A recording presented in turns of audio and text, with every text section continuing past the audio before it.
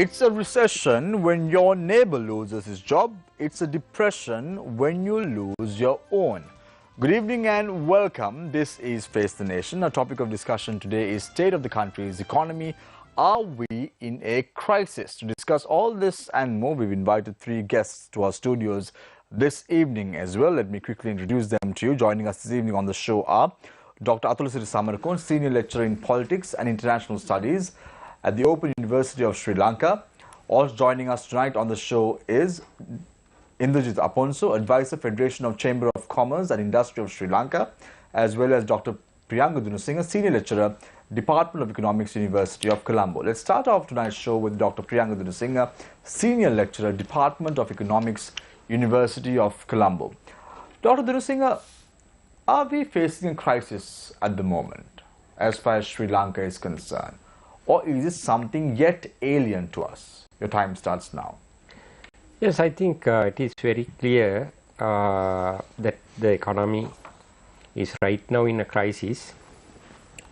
I think if you look at it in terms of, at the moment, in terms of the foreign sector balance of payment related issues, if you look at it from the perspective of government budget, that means fiscal deficit related issues, as well as if you look at in terms of how the production or the real sector operate at the moment, all indicates that we are not moving, or we have a number of problems that are interrelated, and as a result we do not have a clear-cut what we call that path as such.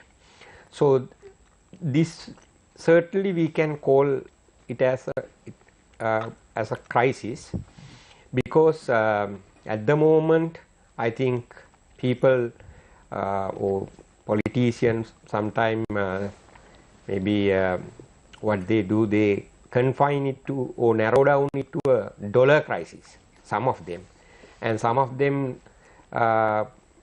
focus only on the debt crisis. Regardless of the names that we have given, it is quite clear that the economy faces a crisis where as a result people suffer. People suffer in terms of losing their jobs, losing their employment, and having long queue with respect to some of the essential goods, imported goods, lack of imported goods in some cases. So, and government keep issuing statement, imposing certain laws or the regulations, or in particular with respect to getting enough dollars to the economy from the migrant workers, or from the exporters, or from those who involved in service exporting, and sometimes they previously imposing certain price regulations. But very clear, I mean, the one signal of the crisis, or one aspect of that is none of such policies or the measures really productive. They don't work, if I put it in simple form. So this require a kind of a approach which could certainly address some of the core issues. At the moment the economy or the policymakers, in particular the policymakers, have not shown enough capacities to address the issue. Whatever the measures that they have taken, those are not working, as we can see. Dr. Dunasinghe, you were saying that many are describing this as a dollar crisis, and some are describing it as a debt crisis, and you say that this is an economic crisis that we are facing at present. Yes. But can I give a different definition to it? Is it economic mismanagement that has led to this problem at the moment by respective governments that have been in power? Yes, I think because right now the opposition is pointing their finger at the government. The government is pointing their finger at the opposition. So there seems to be somewhat of a political tug of war that is taking place between these two political parties as to who is responsible ultimately to this problem that we are facing at present, the economic crisis that we are facing at present. In your opinion, who is responsible for it? yes, I think before answering that, I would like to say that now one of the fundamental assumptions that we make is whenever a party come into power, we tend to think that their objective is to develop the country, economic development. My understanding is that by looking at the history, the way that the political parties who came into power and looking at the policy initiatives that they have taken after getting to the power, my feeling is that they don't have really a objective as such that really, I mean, that shows they really want to develop the country.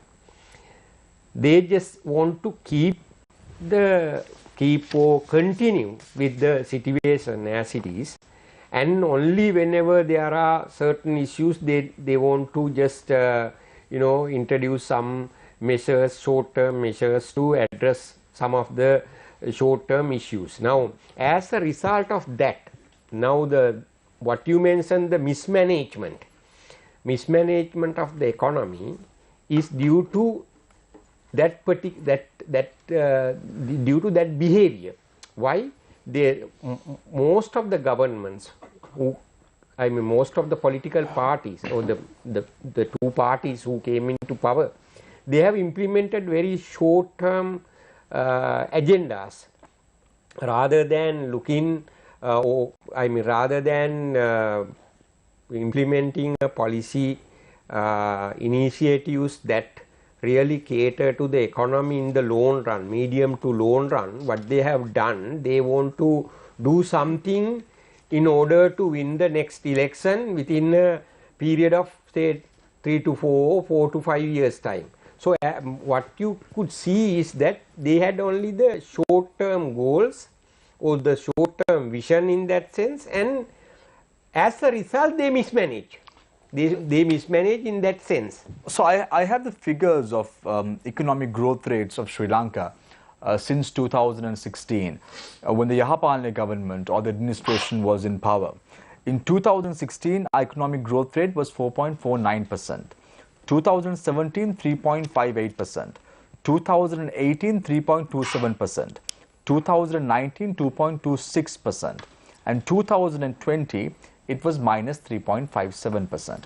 And now we are heading towards an economic growth rate by the end of 2021 at a rate of 3.4%.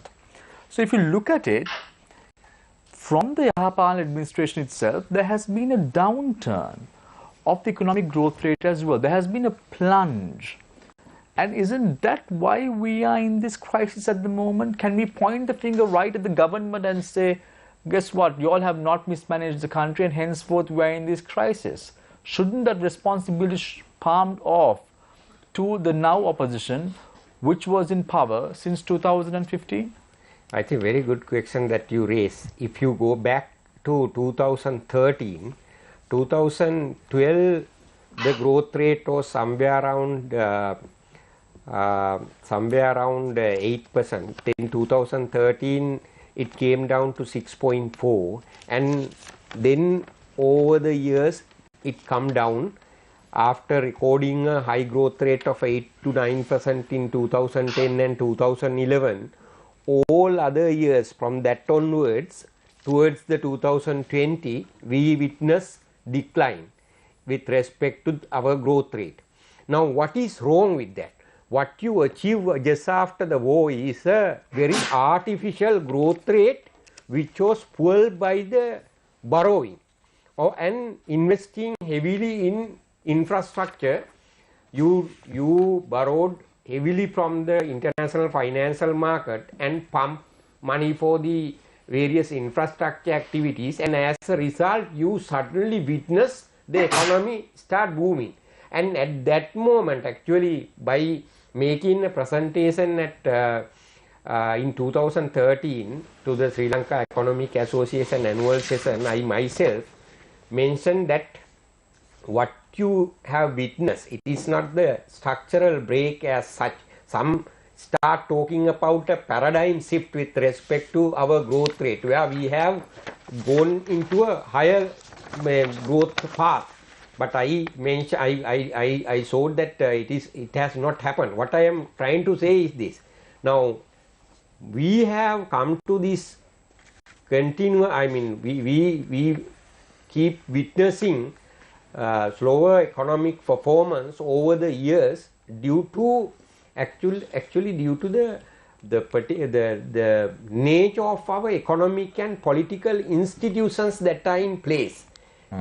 That is the fundamental issue. I think we can discuss why economic and political institution matters. We'll talk about all this and more, Dr. Dhansingh, as the show goes on. Let's now move our attention to Indrajit Aponsu, Advisor, Federation of Chamber of Commerce and Industry of Sri Lanka. Indrajit is also a lecturer at the university. Indrajit, interestingly, do you bank your eggs on rating agencies in the world? May it be Fitch, may it be Standard & Poor's, may it be Moody's, the 3 top rating agencies in the world. Is it good to base our predictions or our way forward or our thinking based on these rating agencies? Well, there is a couple of things that falls from Priyanka's presentation as well, but let me first talk to what you just mentioned. These rating agencies do serve a particular purpose for what we call financial markets. You know, financial markets are a different kettle of fish when we come to a whole economic analysis. Let me explain what I mean by that. Is there is something called real economy. The real economy is where the production, growth, trade and everything taking place. Then there is a huge economic setup which has come about over the last 30-40 years, which we call financial markets. And the financial markets have very loose money flows. You know, there's a lot of lending, borrowing, you know, that is taking place. So this Fitch rating is basically catering to the financial market financiers who are looking for these very specific investment opportunities. However, the irony is when you do that rating, it comes down to the real economy management as well, because you can't separate the two in a modern context. We have to borrow in the global markets. We have to make investments in the global market, especially the developing countries, for example. They have to have a lot of borrowings in the global market. So in that context, when a rating gives you a bad rating, what it does is your borrowings become very expensive. Your borrowings become very hard to come by. So because of that, although it is not necessarily connected with the real economy, it does affect you very seriously. If that is the case, Indrajit, why did the Central Bank of Sri Lanka issue a statement stating that the Fitch's decision to downgrade Sri Lanka shows nothing but recklessness? They could have ignored it. They could have said that this is only one-sided.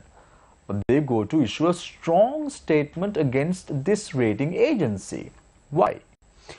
Well, I mean, I don't want to comment on what the government did or what the officials did with regard to various these emerging scenarios. In fact, I tend to think, I think we don't seem to be handling it in a professional way. We don't seem to understand how big we are in a global system, how vulnerable we are in a global system. There we tend to think, okay, we can confront people, we can confront institutions and make a point. The irony is, whatever we say, may not go far enough for people to shift their opinions on Sri Lanka. I mean, we are such a tiny thing in a global map, both in terms of geographical sense and also in terms of economic sense. What are we? We are just 84 billion economy, which is even smaller than many corporations in the US. So it is not a big deal for us, for them, when we say that, look, we are different, we are this way, that way. That's one. There's a second point. The second point is, whatever said and done, we have to accept the global system has a particular way of looking at countries. Some countries you basically downgrade with the political backup as well, because you want to see that they sink. No, but who are we to believe? Is it the Central Bank of Sri Lanka that we are to believe, or is it the rating agencies? Well, both have their own politics here. This is what I'm trying to tell you. They both have their own politics here. Each plays a politic which basically represents their interest. So Central Bank is saying something which they think is going to serve their interest, despite the fact that we are a tiny economy. On the other hand, Fitch Rating, which is basically a business agency, which basically recommends things as a risk measuring factor. So they have a particular way of measuring things, and that from that basis they say, okay, this is the rating we can give you. So Indrajit, when I saw the statement that was issued by the Central Bank of Sri Lanka yesterday in light of the new rating agency's decision to downgrade Sri Lanka and also to say that Sri Lanka is on an imminent default, the statement says, the prospects of workers' remittances are bright with the resumption of worker migration, increased demand for Sri Lankan workers, particularly from the East, and efforts to facilitate worker remittances through formal channels through an attractive incentive package. I took this statement very seriously up until now. So what happened today was, I went through the data with regard to worker remittances. Worker remittances received by Sri Lanka last month, that is in November, was the lowest since November 2009. Central Bank data shows that Sri Lanka had received foreign remittances of $271.4 million in November only. It's a drop of 56% from $611.7 million received in November last year. Now, the data very clearly indicates the Central Bank of Sri Lanka is bluffing. The statement itself goes on to show that. Well, I think this is where, one has to separate facts from politics and, These are facts. Wait, let me explain. It's absolutely fact. And I don't think it isn't something that the Central Bank expected to happen. Because seeing November remittances to go down to that level is a serious concern. So are you trying to tell me, Indrajit, that the Central Bank of Sri Lanka, when they issued a statement yesterday, didn't know that the worker remittances was only $211 million, $271.4 million? Well, it's there. Saying they don't know this. Politics was played by the Central Bank of Sri Lanka? No. I think, let's get it separated in this way. Yeah. When it comes to, there is a certain amount of situation that is happening in the market. What is that? There is a dollar exchange rate, dual exchange rate basically. There is one which is being given by the official rate, the other one which is the black market rate, which is substantially different. So this is simply the market playing its dynamics. Whether there were 3 exchange rates in Sri Lanka before. One was the exchange rate that was issued by the Central Bank of Sri Lanka. The other was the exchange rate that was given by the commercial banks of the country. Third was the exchange rate that was in the black market. However, the governor of the Central Bank came up and said, no, all exchange rates have to be regulated by the Central Bank of Sri Lanka, and henceforth, they put a cap, a ceiling on the exchange rate, and that is why the exchange rate today is standing at 203. The moment you float it, this probably would go to around 240, 250 rupees. I don't have a crystal ball in front of me to predict that number, but that could happen. Well, I mean, let's get this dynamics right, and rather than looking at the peripheral, what we see on the surface. Why the exchange rate has a situation like this? Because there is a pressure on the dollar to use, and at the moment there is an inflow of dollar which is not good enough to keep the cash flow going. There is a cash flow. Every day there is a certain amount of dollars have to be in the market, and these dollars have to come from wherever, whatever the sources, and these dollars have to be used for imports. So there is a pile up of imports which is requiring dollars, and because of that, the market rate that is being recorded in the banking sector and the central bank do not reflect the true demand and supply on the dollars. So this has to be accepted. Yeah. This has to be accepted. So because of that situation, there is a separation of the dollar, where people are, from the people, especially the people who are in the Middle East and other remittances, they are sending money to be converted to rupees, and they do definitely look for a margin of profit, a better rate. Which is quite possible. But it is unfortunate that it has happened. But let me also tell you something like this. I would think this particular situation cannot be handled with the stick. It may have to be dealt with in a different manner, so that at least the parties concerned will shoulder the responsibility. But it seems at the moment everybody is trying to make a profit out of this, including the exporters. Can I loosely translate what you are trying to say, Indujit? It's not to use the stick approach, but to use the carrot approach. I think it has to be a combination of it. It has to be a combination of it, because when the stick is not working, there's no point throwing the stick around. Thank you very much, Indrajit Aponso, Advisor, Federation of Chamber of Commerce and Industry of Sri Lanka. Indrajit is also a lecturer at one of the local universities in the country as well. I now move my attention to Dr. Athulasiri Samarakon, Senior Lecturer in Politics and International Studies at the Open University of Sri Lanka. Dr. Athulasiri, this is not related. The first question that I'm going to pose to you is not related to the subject that we're talking about today, but I have to ask you this question because you are seated here today, and if I don't ask this question, people would probably point the finger at me and say that I did not pose this question to you. Why did you step down from the Right to Information Commission? Yeah, well, actually, I have to thank those who named me for this position, and the Parliamentary Committee which approved my name as well.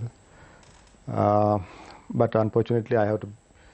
My permanent job is as a university academic. I think has to be there. So I thought, according to the number 12 Act of 2016 of the RTI, one cannot hold two employments at the same time. So there was going to be this conflict of interest if I accepted the position further, and that's why I happened to actually step down. Right.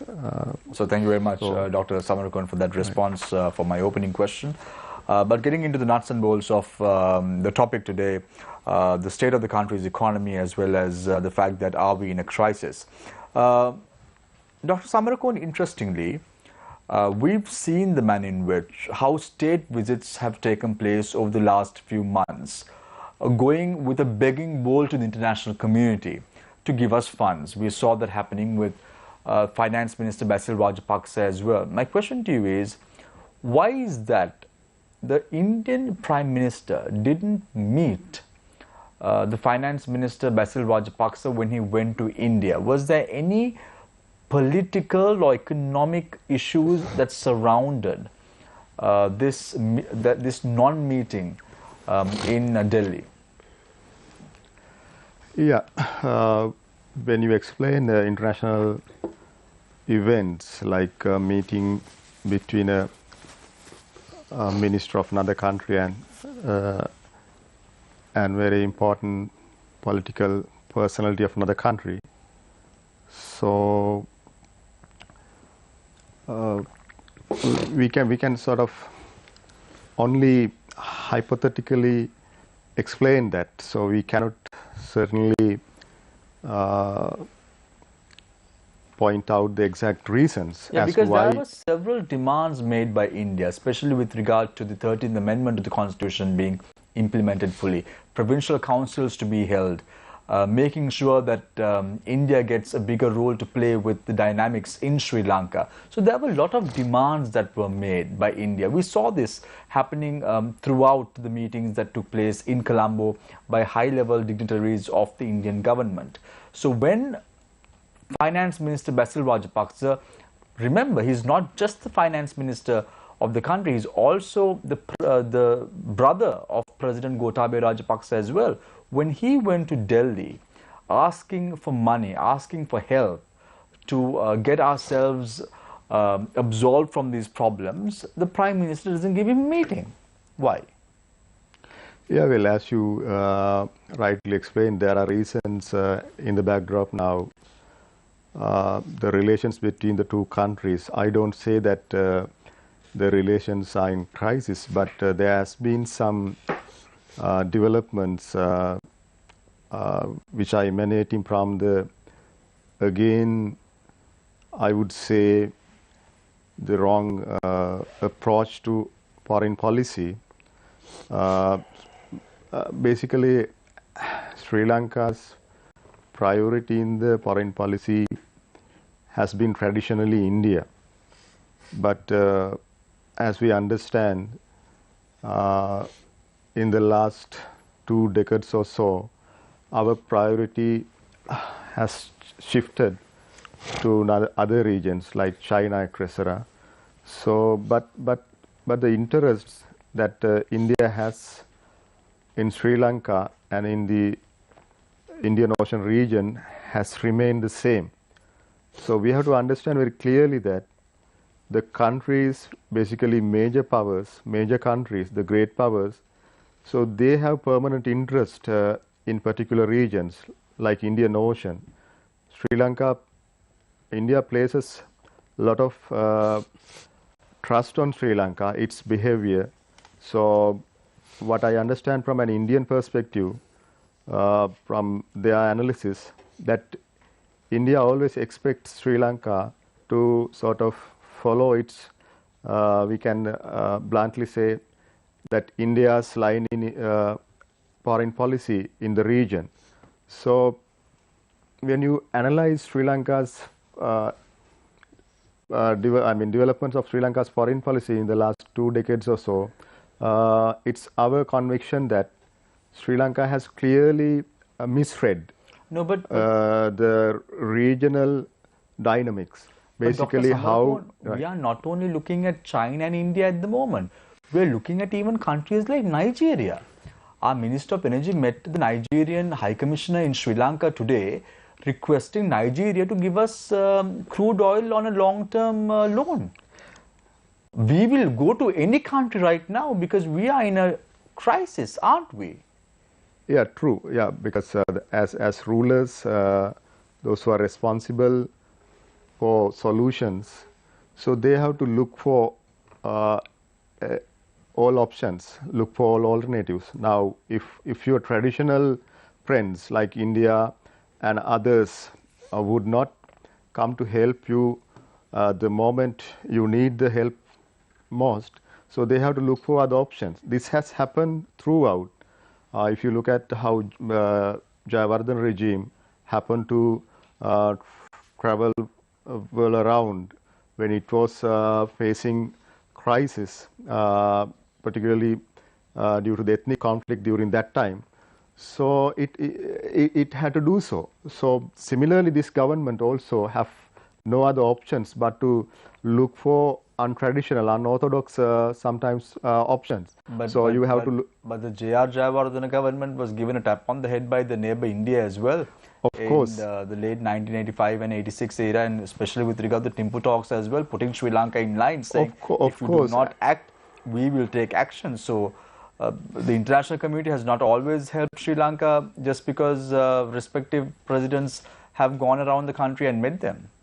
Yeah, well, the term international community, I think it's something very important. So which actually Sri Lanka has sort of despised, I would say, most of the time, particularly Rajapaksa government. So Rajapaksa government's approach to international community, its appeal to international forums has not been well received, because now, I mean, the entire approach of this government, I would say, has been to sort of project our country sort of as something which is different from other regions. Now, when it comes to sort of dealing with our own issues like human rights issue, so there has been a lot of sort of expectations by the West that Sri Lanka would sort of handle its own issues well, manage its domestic conflict with sort of democratic manner. But what we have done, we have sort of shown our hard-headedness and not listened to the international voices, certain voices which actually without which we certainly cannot navigate the international system sometimes. Now the entire approach about human rights, about as you said, about the promises of 13th Amendment to India, and also to the entire attitude towards the international value system, so has been very much wrong. Who is going to help us? It seems to the community in Sri Lanka that no one is willing to help us. Now, if you look at the statement that was issued by the Central Bank of Sri Lanka, it speaks about the 1.5 billion US dollars promised by the People's Bank of China. Then the swap agreements that were supposed to be reached in the coming few months with Middle Eastern countries. But there are no promises or no concrete efforts being made. So if that is the case, aren't we left with the only option to go to the IMF and ask for help to at least restructure our debt? Yeah, well, I think when you listen to the economist, analyst of Sri Lanka, so most of them have been advocating that the government should immediately look for solutions with IMF. But the IMF, as the international financial organization, institution, cannot do much in terms of lending, but the main role that IMF would do is to sort of provide some legitimacy to the country and sort of provide some policy direction. So this government has been vehemently denying the would-be role of IMF, and even their approach to these financial organizations has been very dogmatic. So they believe that there are sort of local solutions, or sort of the government is trying to sort of bank on bilateral relations rather than looking at multilateral solutions. Does that mean that we will have to go through a coupon system that was experienced during the Sirma Bandaranaike era? Yeah, the economic crisis is deepening. I mean, every minute, I would say now, if you go to the market, retail market, every minute the prices are increasing, and every minute, not even by weeks, every minute, second, prices are going up. Because the supply chain has been really disturbed, and there is no supply at all when it comes to the consumable items. So people are, I think, are really suffering, and also there is no management or no sort of intervention by the government at all. Now recently Minister Bandulu Gunawardena came up and introduced another sort of some package, but I don't think those things are going to work, because the market really at the moment, in my words, there is anarchy in the market. So government has not been able to make any meaningful intervention to regulate market, as you suggested. Maybe the situation is quite similar to what our parents experienced in the 70s. And it may be worse than that, because at least during that time people had something to eat, because now the situation is quite it's drastically changed when it comes to urbanization of the country, the huge demand of consumer goods, etc. It's really difficult for us to manage. Now when you don't have imports in medicine, in fuel, in all sort of very basic needs, so it's really precarious. We don't know how the government is going to manage all these issues. Thank you very much, Dr. Atharasiri Samarkon, Senior Lecturer in Politics and International Studies at the Open University of Sri Lanka. During the Sirma Bandaranaike era, there were police assigned to look at people's bags to ensure that they were only taking a kilogram of rice, or the amount that is stipulated by the government. Rationing, yeah. Hope and pray that we don't come to that situation where the forces of the country will have to look into our carry-on bags to make sure that we are not carrying anything in excess as far as food is concerned. So I open the floor for questions from our journalists. On to my immediate right is Nadeem Majid. On to my immediate left is Hassan Shazuli.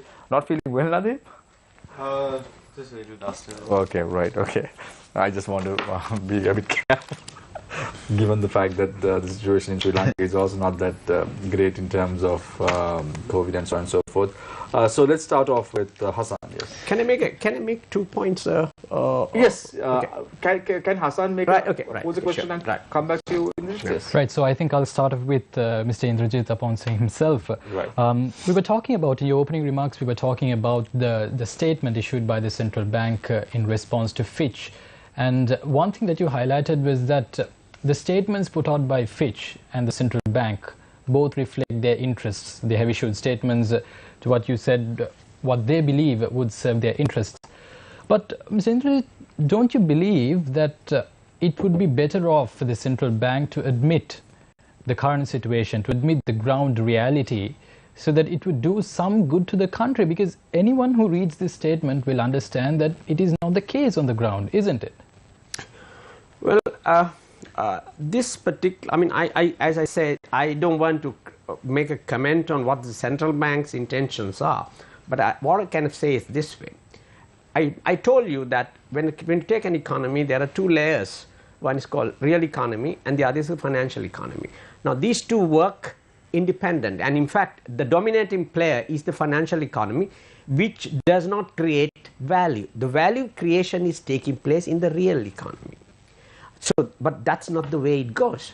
The entire market system is dominated by the guys who carry cash. Okay, so this is the irony. What I am trying to say is, we were talking about, now I can connect the issue with the other two issues, peripheral issues that are floating around as well. First, we are talking about a crisis. Of course, countries go through crisis in a different form. When you say a crisis, it's a very subjective opinion. I mean, what do you mean by a crisis, and which aspect of issue can be considered a crisis? At the moment, Sri Lankan issue primarily hinges on shortage of dollars. Do you think Sri Lanka is in a crisis at the moment? Sri Lanka in a crisis this way. When you take an economy, there is an economy for an immediate mass transactions, and there's an economy where it's a medium and a long term. If you go back to Sri Lanka, this Sri Lanka's crisis started in 2000. To be, I mean, if you want to put it in that way, if you go back to Sri Lankan economy, Sri Lankan economy generally, any economy for that, there are three aspects. One is called economic growth, income, so which will create jobs for people, which will enhance people's incomes, which will distribute income across the country. Second, when we are globalizing with the rest of the world, economic growth integrates with the global system. So therefore, we have what we call a trade balance or a balance of payment crisis. I think, but much easier to understand, the amount of dollars that goes out that is expenditure, and the amount of dollars that we earn, not borrow. Okay. Third aspect is the government itself, which have to undertake a lot of expenses and find revenues. That's where through get taxes and then you do expenses. Now these three generally might not integrate into one single scenario, because there are different scenarios picking up. For example, if it comes to the budget issue, that's very easy to understand. Budget issue is where government has to earn revenue, which is taxes, but the taxes are bad for economic growth. So therefore you are in a bit of a situation where if you reduce taxes, you run short of revenue in the short term. But Indrajit, I think everything has gone wrong for Sri Lanka. No. I think it's a very politically subjective statement. You are saying everything has gone wrong. Let me explain what exactly. But the statistics issued by the central bank clearly reflect that, doesn't it? No, statistics do reflect a situation, but interpreting that situation into a particular perspective, a particular narrative, requires much more caution. This is what I'm trying to tell you. Indrajit, tell me, Hassan was asking you what went wrong. So let me rephrase that question to you. What has this government done right in the last 2 years? Well, I'm not talking about this government. Let's take because the economy is a flowing thing that has been going on. From somebody's issues had to be taken over by the next government. This is how it has been going on. Let me just put a very simple perspective. From 2010, I was trying to explain to you, but then you interrupted. 2010 to 2020, our income and expenditure, that is on exports and imports, the difference come to $85 billion. Just the back of the envelope figure is $85 billion. That means we have been eating over and above what we earn as exports, $85 billion. Okay, now you have to judge, are we on the right track, right? And we didn't want to address this. Fundamentally, only the one that addressed this in a very significant way was R. Premadasa regime, because they were driving at least one sector, which is now is earning $7 billion, apparel sector, which started in 1980s in a big way. Okay, after that, no government undertook this challenge to fix this particular bleeding. What we are in now is, it came to a point, how did we survive? How did we survive was, these $85 billion were given to us by other guys on concessional terms because we are a developing country. No, but if you look at the last few months, specifically can I finish this sentence, and then you can phrase your question very well. Now, what happens is this has to be fixed. Let's go back to the last 5 years, that is 2015 to 2019. If you look at this balance, this particular balance was going from 6.5 billion to 10.5 billion in 2018. Now, I'm just trying to figure out, okay, is something wrong with the system? Where is the policy? So we're talking about policy and so on and so forth. So what happens? Let's just quickly look at the last few months alone. You are saying it's very important for respective governments to come into power and make sure that the export-oriented economy is boosted. Not only exports. Yeah. There are two things, because we had an easy way out of living. When you look at $85 billion we are spending over and above what we earn, that means we had a very, very simplistic, very loose attitude towards dollar expenditure. Where we got into a problem was in 2009, when we ran short of that easy dollar supply line of loans. We went to markets. We went to markets, no problem, because markets said, look, you guys are okay, we'll give you. Right. And we have been getting cash. Yeah. Let's not revisit 10 years. Let's look at the last few months alone. Okay. So then we come to the last 2 years. So let's say last 2 years. You're asking about last 2 years. No. I'm not asking about the last 2 years. Right. I'm just asking about the last 7 months. In May 2021, President Gotabaya Rajapaksa decides to ban chemical fertilizer. And this has a lasting effect on tea exports in Sri Lanka. Right now, we are trying to earn dollars. As a result of this, our tea exports have come to an all-time low because the production crop figures that are coming out from the smallholders as well as the big-time players in the market has reduced drastically.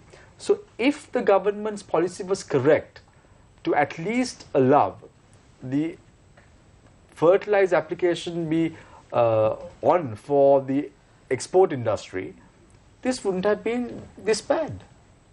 Okay, my position is with you. This so-called fertilizer thing was such an unwanted, unwarranted distraction from this government when you are on a knife edge. We were on a knife edge with regard to... So the government is at fault? Yeah, it's at fault. It's right. definitely at fault. But that is one of the reasons that we are facing this crisis at the moment. I think that's where I'm going to disagree with you is this. Yeah.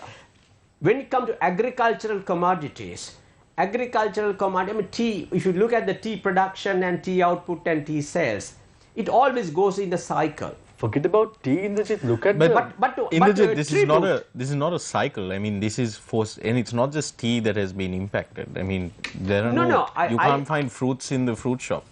You can't, like, I mean, this is as much as, you know, unrestricted and spending and uncautionary, like spending over the past 20 years or 30 years or however far back you want to go has contributed to this crisis. This crisis is in essence a manufactured crisis, is it not? No, it's not a manufactured, it's a mismanaged because they did the right thing, because they did the right policy of addressing this by trying to fix the balance of payment, which is right. I 100% agree with this, it is right.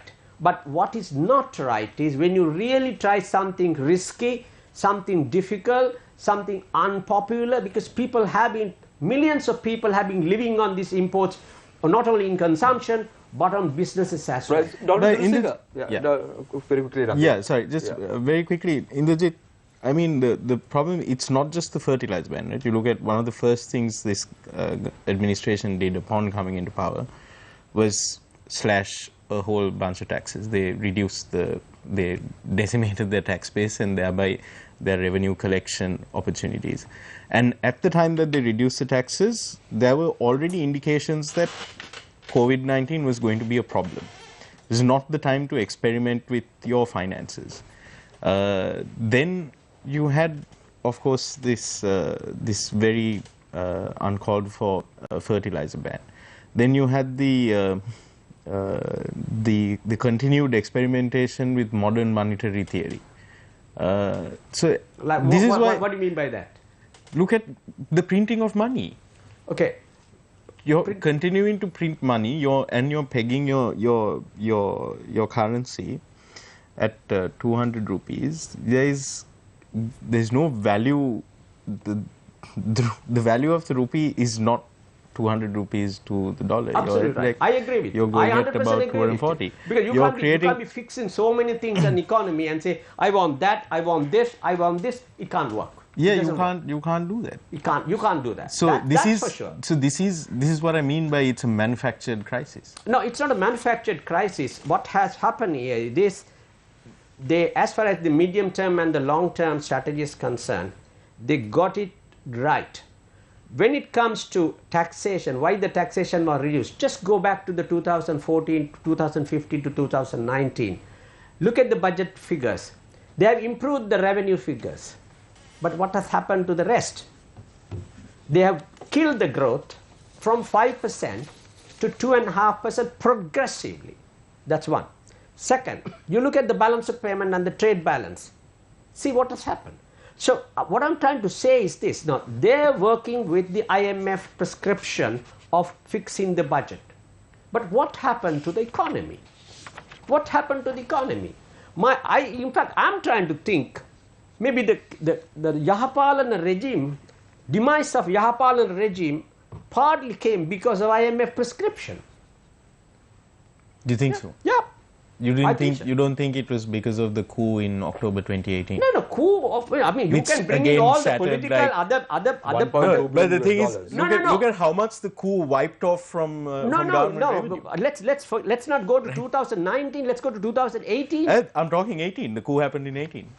2000 Followed by the Easter tax in 2019. Well, then okay, let's say go to 2017. Yeah. Let's go to 2017. Just look at the figures. I'm inviting you guys, go and look at the statistics and see how they are trending. There's a trend. No, that's agreeable. That's agreeable. But Dr. Dunasinghe, just to get some clarification with you, on the 18th of January 2022, we have to make a payment to our international obligators. Am I right? Yeah.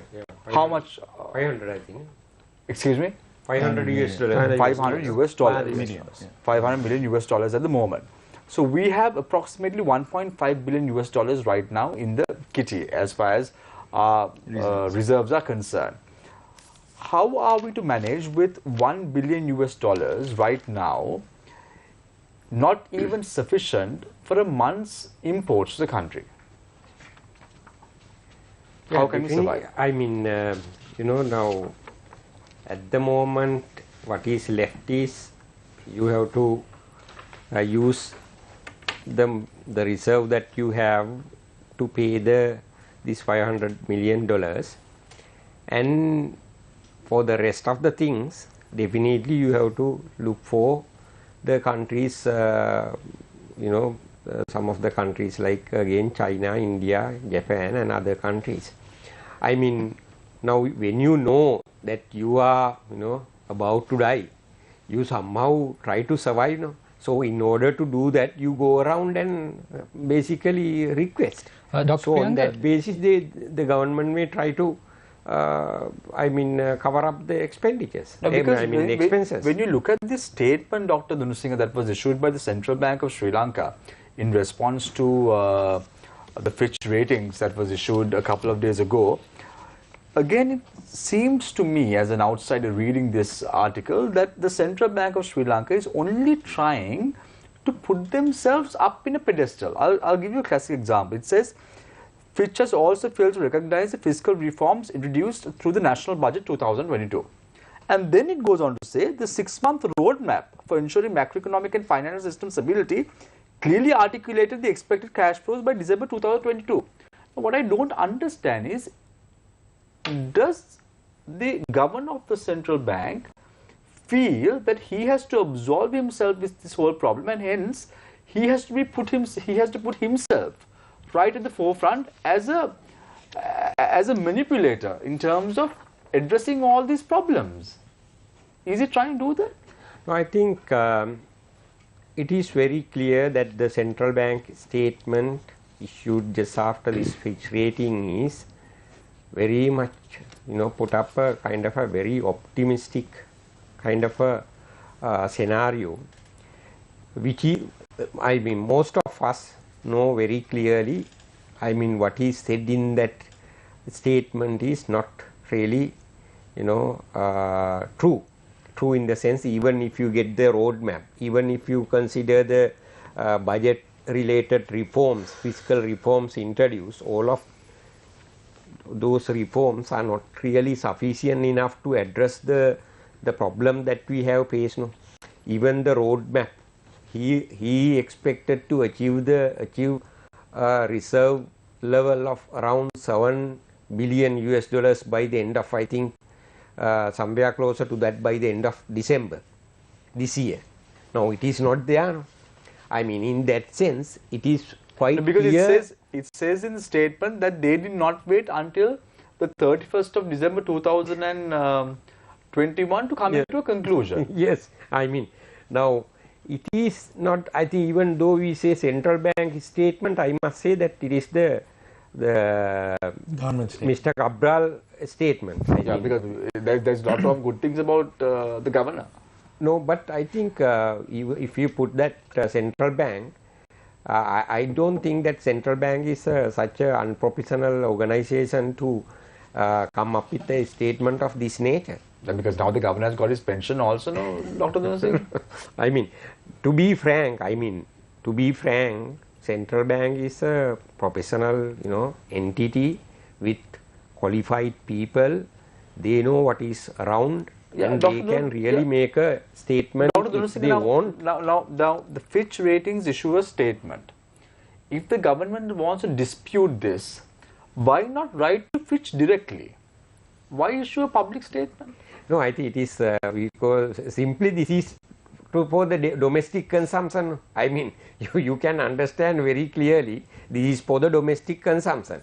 And other thing is, what we need as a a professional entity, what we need to understand is that this Fitch rating agency has highlighted some important things. That is, even if it is considered, even if we consider the what you may receive from China, what you may receive from Qatar Central Bank, what you may receive from what you call this, from the India, and what we may receive from the lease out of real assets, still we are short of addressing the needs. Yeah, Dr. Priyanka. Reserve needs. So that we need to take seriously and see how we can move forward without really putting into this what we call default status.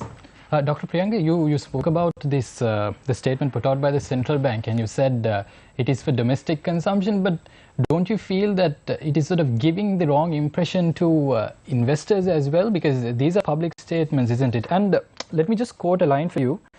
They say Fitch appears to have completely ignored the standby swap facility with China, and they are lying, because the Fitch statement clearly mentions that even that swap facility is not enough.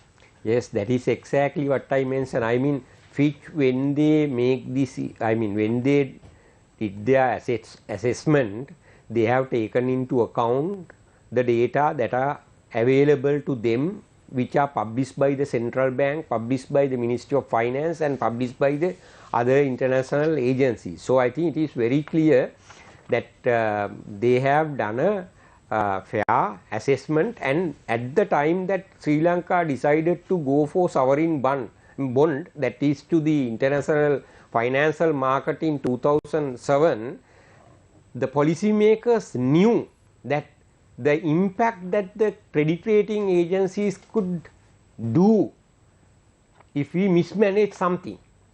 With that risk, we decided to go to international financial market and start borrowing.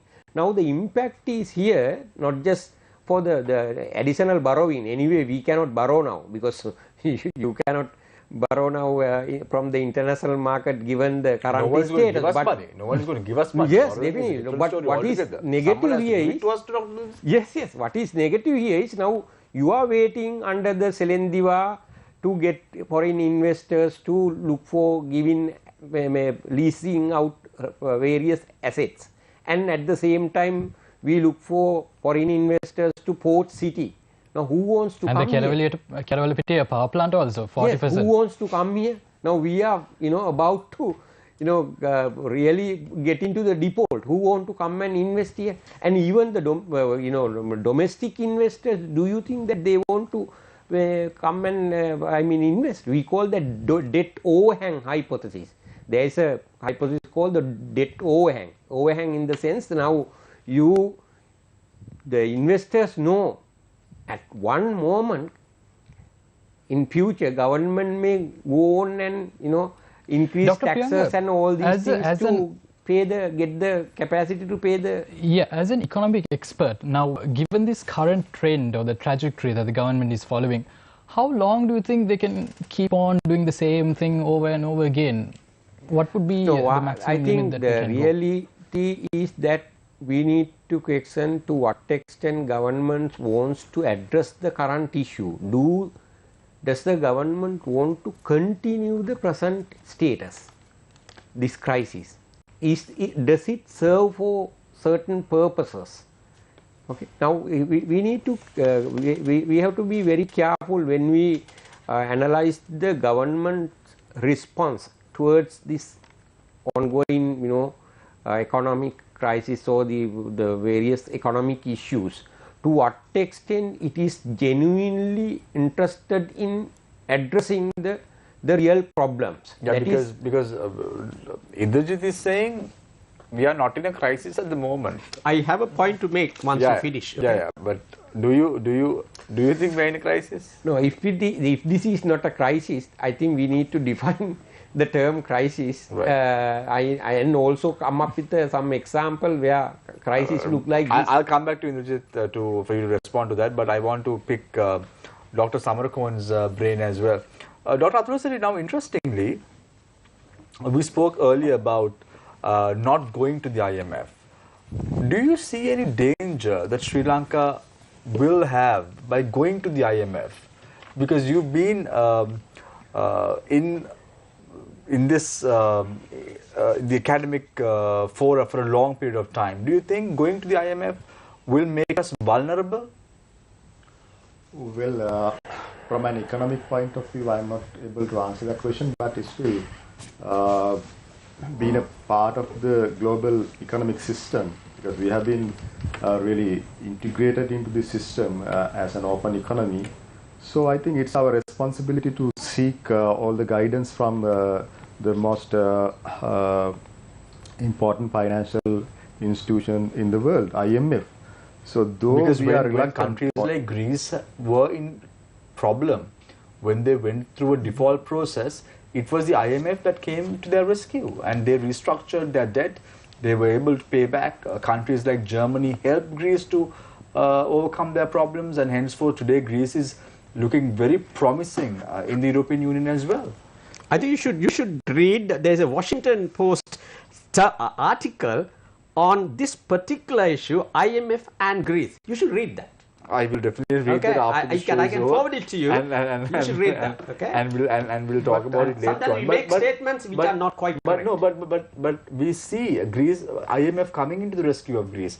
If not for the IMF in terms of Greece, Greece wouldn't have. I think there has been, two sides of this. Country at the moment. There has been argument about that as well. But as Dr. Indrajit pointed out, so there can be the other side as well. So, but however, it is wise to seek international financial advices from the IMF. So, though you are going to implement that or not, it is up to the government again. Dr. Atulasari, that is not going to impose anything on Sri Lanka. Do you believe that Sri Lanka can really go and seek assistance at a time when they are not, when the government is not willing to accept the current reality, and when they are basically making false statements in press releases that are put out?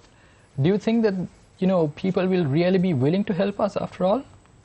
Yeah, it's not something like people are willing to help us. I'm referring to the institutions. So we like are part IMF of the system. If we consider that we are part of the international financial system, global financial system, so naturally we have to sort of deal with these agencies, right? So otherwise we are going to be isolated, and we are not in a position to handle the situation by ourselves. So we need to, seek help from multilateral agencies. So it's natural that when we are integrated into a global system, at times you have to go through depressions, you have to go through crisis period, because it's part of the global crisis as well.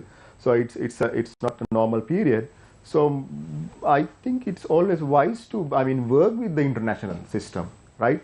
So not that you come up with your own arguments and all sort of reasoning to not to be a part of the world system, because now we opened our system long ago, some 40 years ago. So now you can't overnight have an indigenous economy and go, reverse everything, because now we are almost into the system. So deal with the system. Now you have to sort of get out of the system by facing it, like facing the crisis. So I think that is what Nadeem said. We are sort of trying to absolve ourselves, come out of this whole situation by manufacturing certain decisions, but I think Indrajit opposes that as well. The way we can go on and on, explaining the root causes of the crisis, but as a whole, if you look at the past 2 years, I accept Dr. Indrajit's argument that this crisis has been growing for a long No, he period. says there is no crisis. Say it's beyond 2000 maybe, right? You can. He says there is no crisis. Yeah. You guys are going to give me a time, okay? Say crisis. Crisis. I mean, crisis or not, it depends on how you look at it. So crisis is some situation where, I mean, you find it difficult to sort of manage. So at the moment, Sri Lanka is struggling. So Sri Lanka finds it's difficult to manage its economy and it's find solutions. No, so we are going here and there and asking for loans, and so it's a crisis anyway. So but the worry is this crisis can grow into a sort of situation. I mean, a dangerous situation, a conflict situation. If what happens if there is social unrest? Because scarcity caused by scarcity. People can't, I mean, find anything in the market and they can't manage any food. So if it grows into social unrest, so you then it's total anarchy. So if people will get things into their hands, so they will try to handle it. Dr. Samarkon, I mean, it is as much as we, tend to be purveyors of doom and gloom, a default is an unlikely situation, right? Because there are parties that are interested in Sri Lanka's in Sri Lanka, either geographically or geopolitically, and there will be some crumbs that are thrown our way. Yeah, it's just what we'll have to it's not necessary that we let the default happen, because you can have... Do you think it's better for us to default and to go into a serious reckoning? Yeah, I mean, we have to find options. Maybe assets, selling of assets or whatever, right? So we have to get out of this immediate problem. So I think economists are better. I mean, they have answers. So we will. No, but government. One thing is, government has to listen to the experts, listen to the international experts, because the way that it has. Why do you say the government is not listening to experts? I find the entire problem with the kind of authoritarianism in the government. So government hasn't been democratic at all. So government, the way that it makes decisions, it's quite limited. It's among only a very few people, among the family people. So look at the way that budget is made. 63% of the budget is allocated to family members, right? So this is how we have managed the economy. So entire public policy has been mismanaged. Basically, public economic policy has been mismanaged. It has been mismanaged everywhere. That is where the crisis is. This crisis has been there. Say, but Dr. Samarkon, you say decisions, policy decisions, etc. are being made by family, but that's not necessarily true, is it? Maybe the government isn't listening to the broadest spectrum of experts, but the government is listening.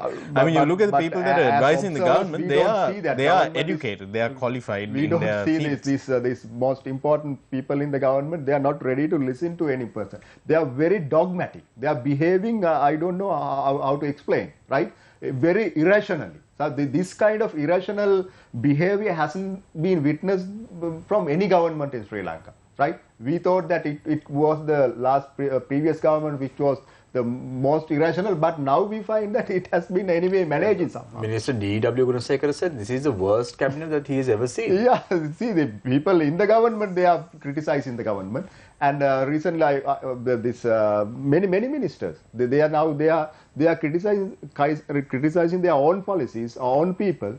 So there are people in the government who are not actually allowed to speak. Yeah. Right? Indrajit, now you said that IMF. You're giving me a chance. I'll Okay? give you a chance. I'm posing a question to you. I'm just trying to wonder. You spoke about IMF and Greece, and you are trying to say that IMF didn't help Greece. No. Let me just touch on the other issue as well. Yeah. First of all, talk about the IMF right, and okay. Greece matter. What happened was this. In the case of Greece, in 2010, Greece had a serious problem of default. 2010. So what happened was when the Greece wanted to avoid the default, they were given a prescription. There are two things about it when you are getting in the crisis. One is that get over the crisis. You pass the crisis, right? Second, you recover from the crisis. In fact, the most important thing is the second part. It should create growth. It should create enough cash flow coming back into the system, and it should not lead them to more and more debt, and they will become more and more dependent. What happened? Now, this is not Washington Post saying. This is the IMF itself.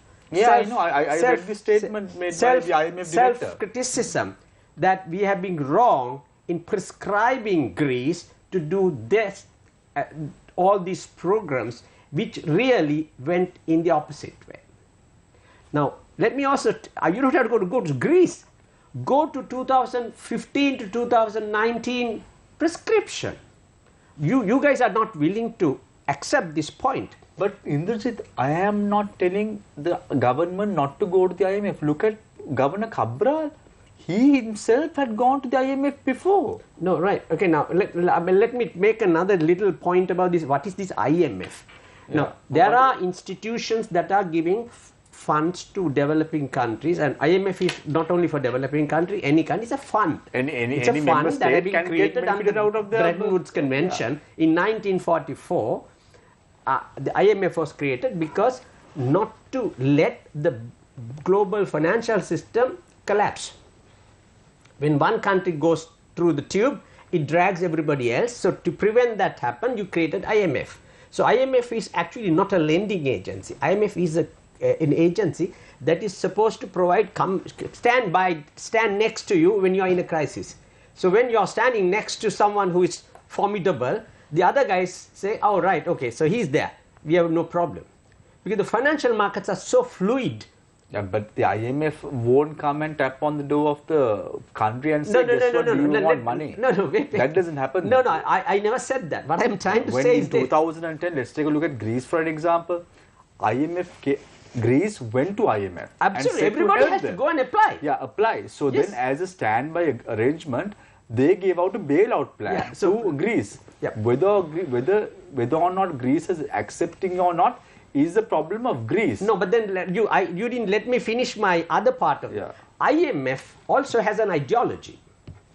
This is where the crux of the issue comes. There is an ideology in the global system which was earlier came as a Washington consensus, which came from the US, that countries should open up, countries should follow free market, countries should follow free trade. Well, even we teach. That's the main economics we teach in our teaching programs. But what happened was, since then, when every country that had gone to IMF under crisis situation, because not that they love to go there. In fact, I remember when 1997 Asian crisis, when Indonesia had to go to IMF, they had a haircut called IMF haircut, which is to basically say that IMF, it was so painful. And they had to accept, because it comes with a prescription, look, you have to do this. And they have a particular obsession with budget deficit and particular obsession with free trade. What's wrong with the prescription? Right. No, okay. I have a very simple answer. If what is wrong with the prescription, in 2016 or 17, when the Yahapalana regime got the IMF support, when they first messed it up with a huge expenditure extravagance, and they went to the IMF. So the IMF said, okay, you have to fix the budget deficit. And they very obediently tried to follow that. They were honestly trying to follow that. But what happened? What happened? What happened? What happened? What happened to the growth? What happened to the growth? What happened to the balance of payment? When you're fixing spending in the short term, when you're coming, it's natural that, in your short term growth is not going to be high. Don't bring in, okay, if it is that, this is this. No, not that. But your short term growth is not going to be high. What you're saying, Indrajit, is you're saying that, if you have to curb spending, right? The Sri Lankan government has to curb spending. Why do you have to cut spending? That's another ideology. That's what I'm trying to say. Now go to the US now. Go to the US now. What are they trying to do? They're trying to pass a bill which was 1.9 trillion, I remember. Now it's 1.2. 1.2. But still they can't get it out. But they got the infrastructure bill. Yeah. Okay. Now these are to inject money into the system to create growth. Yeah. And this is to create this advantage which they have lost over a period of time, not having spent on infrastructure. So if it is good for US, is it bad for us? Why are we sort of looking at us in a very different way. My whole point is this. I think let's be very honest. I think should you be looking at it purely from a perspective of economic growth, though, like GDP? Because you you have to look at the impact that this kind of like, okay, you're injecting money to create growth. Where is that growth being created? Is it equitable? You look at should you be looking at how this will impact inequality? Sri Lanka has a growing inequality. That's another matter. Now, this is the whole point. I mean, when it comes to... So that's what I'm saying. When you're making economic policy, you have to look at it from a very macro perspective. And sometimes it is okay to have a certain... You have your growth targets. You can have a lowered growth target that is in line with how much you're planning to spend. And then you look at... Because at the end of the day, the government is supposed to be serving the people, right? And this is all the people. So that's what I'm saying. Is that happening? Do you see that happening? Now, I think Sri Lanka has that example as well. From 1950s to 1970s, what we had was more on the equity side. In fact, we are a sort of a special case in the Human Development Report. How come Sri Lanka managed to get their social indicators so well, which is comparable with the middle income, low middle income countries? We are not a poor country when it comes to social indicators. Okay. So how did that happen? In fact, this particular debate has been going on. That is, without growth, how did you manage to distribute? Well, the point here is that is also wrong. You can't push the distribution first and then think of growth. In fact, there was one famous economist, John Robinson. She said, Sri Lanka ate the fruit before having planted, I think I forgot the exact terms. She said we ate the fruit before it was ripe. Before it yielded fruit or something. What it means is before the tree started growing, we started eating it. In the future, of course, people will have to eat the bark. And no, but hey, no. Let me just give me 1 minute. I have got to finish this. Yeah. When it comes, Sri Lankan current crisis is this way. I wanted to respond to this question in particular that Dr. Dunusingha posed. He said, if we are to name this situation that we are facing right now, not as a crisis, then what's the new word that we have to find out? What, in your opinion? I don't want a word. I'll explain to you why I am disagreeing. Now, what is the word now? What is the situation that we are facing right now? The situation now is this. Sri Lankan situation at the moment, as I see, yes, if you get several $1 billion in some way. How? That is true. That is true. That is the $1 million question. That is the $1 million question. Because the reason we can't print dollars. We can print rupees, but we can't print dollars. I'm not trying to say we are you can't print dollars. No. Yeah. I mean we are a small economy, $85 billion. If we had $2 billion getting in, then we might solve the problem, because what we have now is a cash flow problem. We don't have cash to pay for imports. Now that is knocking on our economic growth as well. This is the irony. No, but Indrajit, economic growth rates are not the point. Let's look at China for an example. Do you know the economic growth of China in the year 2020? 2.3%. Yeah, because it dropped for COVID. 2.3%, but in 2020, China recorded the highest revenue in the world, which was three times over. The number stood at 514 million. 156 million was contributed by China. We are talking about numbers. Growth rate alone doesn't decide. I think you got to understand. But growth rate alone doesn't decide the future of a country. Right now, what we're facing, according to Dr. Dunusingha, is a crisis. And you are saying we have a cash flow problem. Isn't a cash flow problem alone a crisis? Well, it depends. If you can't have a solution. Now, you didn't allow me to finish. I think the crisis, in your opinion, you are saying this issue, we have to bring down dollars from somewhere. Understood. Yeah. But from where? No, that from is, where? Who is going to have the magic hat? That is the responsibility of the government. The government had to find a way out from there. I think they But don't you think we have to find money because we are in a crisis, right? No. Otherwise, why would we have to find? Let's put it this way. I think what has happened to this country was this. We have been partying and beering and, you know, drinking and eating cake and all that. We were happily going. We didn't look at it. Then suddenly we started getting conditions of diabetic. When we got the conditions of diabetic, we were not happy with the doctor. We went to a doctor, got another doctor, say, no, that's okay, go ahead. And we went further down. Now what has happened is, you know, our liver is in a bit of a crisis now. Why? So we are in a crisis. We have left the issue unattended. If you are to reverse that, what do? We have to cut back on our cake, cut back on sugar, cut back on beer. Cut back on expenditure. That's the bitter pill. Cut back on expenditure. That's the bitter pill. Yeah, that's but cut back on expenditure. That goes on to state. What I was saying, what Nadim was saying before, cut back on expenditure. Yeah. So but then if your expenditure, don't cut down on expenditure. No, your expenditure. And whose expenditure? We have to ask who. You're making confused. Expenditure is this. There are two kinds of expenditure. If the people are buying goods in the Sri Lankan market, then it is growth. If you are going to buy from Indonesia or China or Malaysia, then that is where our problem. Dr. Dursingha, now, do you agree with the concepts, analogy, ideology of Indrajit? No, not at all. There are few things. One thing is, I think in the economy, what you see, the outer side, at the moment we have a balance of payment issue.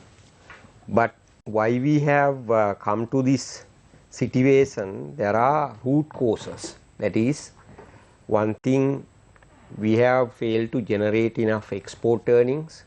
We have budget deficit. We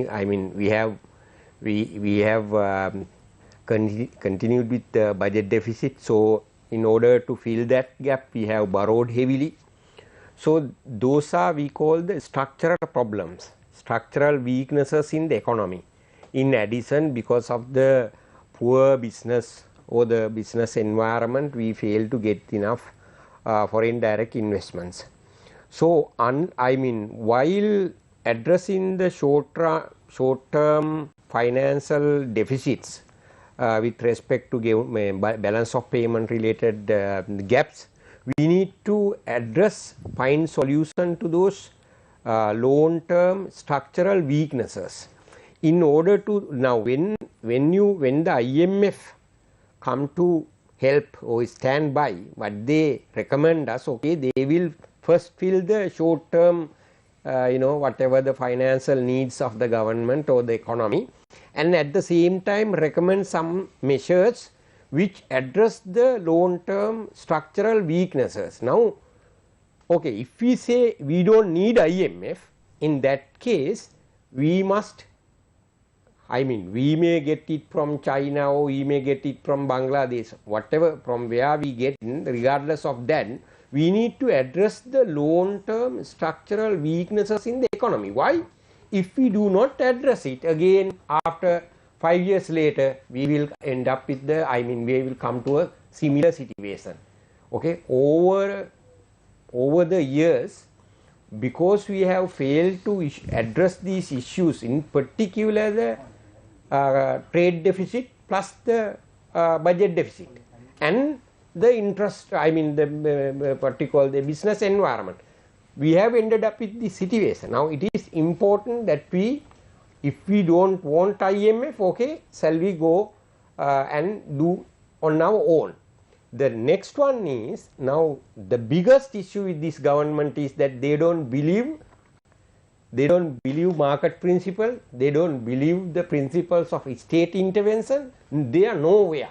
Okay, in some cases they say that they want to basically let the market to operate, traditional price controls are not working, and on the other side, sometimes they say no, we don't allow markets to operate. Now, it is very important you follow a principle, believe in principle. Okay, whatever whether it is state intervention or the market principle, you have to believe in and accordingly make policies and do the whatever the reforms and changes. Now that is the missing part. Okay, set of people believe market principle, set of people believe in the government, another set of people believe state intervention, and they send the missed signals to the investors. So the both local as well as foreign investors look around, okay, what is how we can read the government basically economic ideology. No ideology at all. There is entirely a kind of a mixed signal that keeps sending, and that is the biggest issue, I must say. Okay, that is the biggest issue. It is not the high budget deficit or other things, but they don't believe in any particular principles. Okay, they tend to say, okay, we want to go with the market economy, we want to go with the state intervention. Is that true? They don't be. Dr. Priyanka, because I mean, you could say that they do heavily believe in the principle of state intervention. Like, what are the examples that you can cite to say that this government is pro-market, or is in even a section of this government is pro-market? What are the examples that we can cite to show? No, basically look at that. They take out all these price controls now from the market. All the price controls they took out. Why? It's not feasible. Not feasible, and also that make a lot of other distortion. Okay.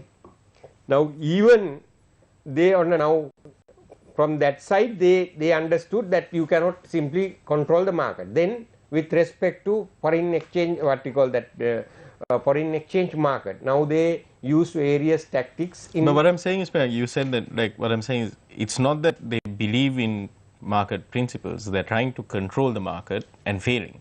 Yeah, definitely they fail because partly because they don't have a plan as such to do a effective state intervention. They don't believe that also. What kind of state intervention do you think we can make now, that the government can make now, that would be effective in addressing this crisis? No, definitely with respect, I mean, if you get the larger crisis with respect to foreign exchange, I don't see a particular government intervention that you could do. But with respect to this increase in pricing and the cost of living related things, if the government wants to address it and through certain effective government intervention, best way is to come up with the mechanisms which they could cater to the. But what are the steps that the government can take? They've tried price controls. Price controls didn't work. It led to shortages, and it ends up creating black markets. Now, what intervention can they make next? Like you said, okay, sure, maybe there isn't a state intervention that they can come up with to address this cash flow crisis. What kind of intervention can they do to address the cost of living problem? Yeah, definitely. Now, you know, in other countries, they have not introduced some of these living, cost of living related allowances through by decreasing or keeping the price, maximum price. Rather, what they have done, they have introduced some public work program. Okay, certain number of days of work for people. Okay, they have introduced some reduction with respect to certain essential services such as electricity, water bill and related things. Okay, what they have done is they have identified the people who are in need, and accordingly they have introduced, rather than directly distorting the market, they have identified certain other mechanisms through which they could increase their purchasing power. Okay, some of them are there, some of them are there, they don't have a job. So in that case, public work program may work. There are people who work, but their wages are not sufficient. For them, they can do additional wage support. The interventions that you're talking about costs money that the state doesn't have. So how is the state going to intervene? No, why state don't have why state don't have at the moment? For example, you keep certain prices low. For example, even if you take the say crude oil or other things, you try to keep at low and expecting that cater to the poor people. But what you need to do, you need to let those prices to reflect their true cost, and by doing so, government can reduce some of the expenditure from there. So it sounds to me like you're talking about state interventions to bring about market principles. No, you intervene where you have to support. Okay, you have to identify the target group. You need to target only them. Do you think that when the government impose, one 17 is 100 rupees, do you think that it is needed for all the people in the society? No. Okay, rather what you need to do is to identify the people or the target population and support them. By doing so, you can You're saying do like it a at system lower like food cost. stamps and... You can do at a lower cost. Right. So, Dr. Samarako, now we're talking about expenditure of the government. Don't you think the cutting down or getting a haircut in terms of expenditure should begin from the 225 members in Parliament?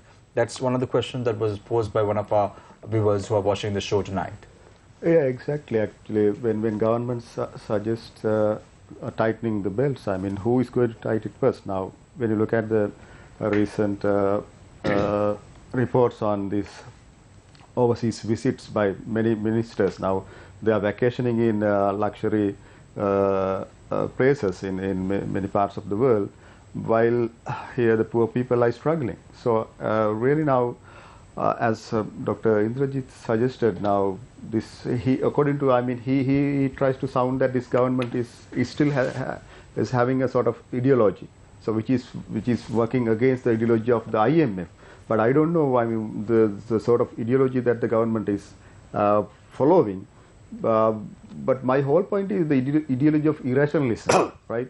So it is not the left sort of ideology, or it is not a sort of, now they have failed with their indigenous sort of experiments. But after all, this entire mismanagement has now become the burden of the poor people, not the rich. The richer people were actually left from taxing and everything.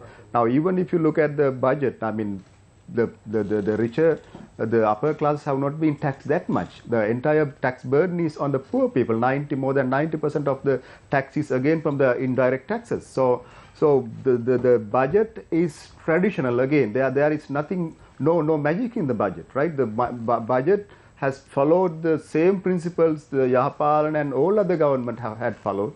So what is there new in the budget, right?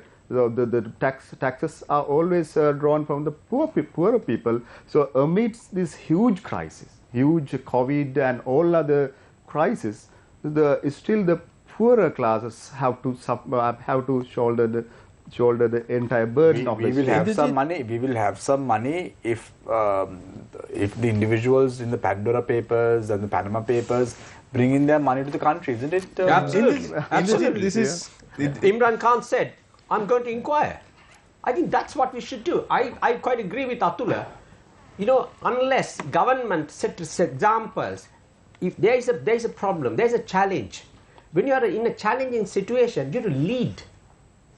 You can't be doing things, something in the morning, something entirely different in the afternoon. You can't do that. No, but this government doesn't do something in the morning and something in the night. No. They suddenly do a lot of things which are reversed later on. No, what I'm trying to say is it's not only this government. This is the political culture in this country. This political culture, until you're outside, you're the best politician in the city. But when you go there, I mean, I don't want to divulge these things. Some of the points that was divulged to me by a friend of mine, it shocked me because I was having so much of respect for certain politicians. Yeah, but Indrajit, nowadays politicians will have to stay at home if they go to the village. Yeah, absolutely. I mean, the politician is someone who is relying on people's support. One of the fundamental mistakes this government did was economically they approach it right. Right. But they didn't understand people's support is necessary. Let me also make a point here, but Priyanka was saying. Priyanka was talking about structural problems. What did he say? Trade balance. That's exactly what I'm trying to say. You have to fix the trade balance, which nobody wanted to touch because it is such a complex issue. The minute you touch that, you're going to create a complete, open up complete. So, but in this is also interesting. Like you talk about the trade balance. Okay, one aspect of tackling the trade balance is to boosting your exports, diversifying your basket of exports, and also importing, not importing things that you can basically do here. Sure. Right? Yeah. But at the same now, this is also another problem that we have right now under the previous administration. The Export Development Board, together with multiple stakeholders from the private sector, international stakeholders as well, developed the National Export Strategy. That so I think the final document was presented in 2018, June or July. October there was a coup, got thrown out. 2019 was a lost year.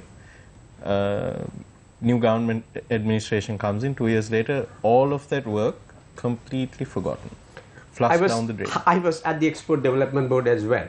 We do prepare what is called an export development plan. Plans don't work. You need to create the environment. You don't have to tell people what to do. You need to support people whenever they need the support, so and create the environment. That means that investors. But the export strategy was providing support to people. Policy. We have to have a strategy. No, strategy. Again, you're confusing. Strategy, policy. These are different things. Strategy is how do you get it going? How do you really operationalize it? Plan is something where you inform everyone. Look, this is what our intentions are. So this was a strategy. This is not a strategy. The National Export Strategy was a plan, you're saying? No, this is what I'm trying to say. This country had plans. Many plans we had, but we never had the strategy. No, I'm talking specifically about this National Export Strategy. You can the document call it was a called the strategy. National Export Strategy. You're saying it was actually a plan. I'll get back to these questions, Randim. I just want to quickly move to Dr. Atulsiri. Dr. Atulsiri, now you said that the government is trying to do some magic. What do you refer by that? No, I was telling that there was no magic in the last budget actually. There was no magic in the last budget? No magic because everybody was sort of in the government side they were projecting that this So you are telling that this government is not doing the job? It has not brought anything new, I think. And no, because you said earlier, Dr. Atulsiri, that we thought the previous government was bad, but this government is worse. Am I right? Of course, I mean that is our experience now. I mean when you compare with the past, so the present is of course worse, right? Yeah, but what is the alternative? It's really a degeneration of everything. Yeah, do you think, Dr. Atulsiri, if there was a Sadith Premadasa-led government, or if there was a JP-led government, Andukumar Dissanayake-led government, do you think our Sambandhan-led government, if it was in power, things would have been different? Yeah, it depends in some cases with the personalities as well. Now, it's not only structural issues, but the agency also matters. Now, political leadership has been questioned in many circles now. That's why I was telling that the leadership in the government is limited. It's limited to a very small group.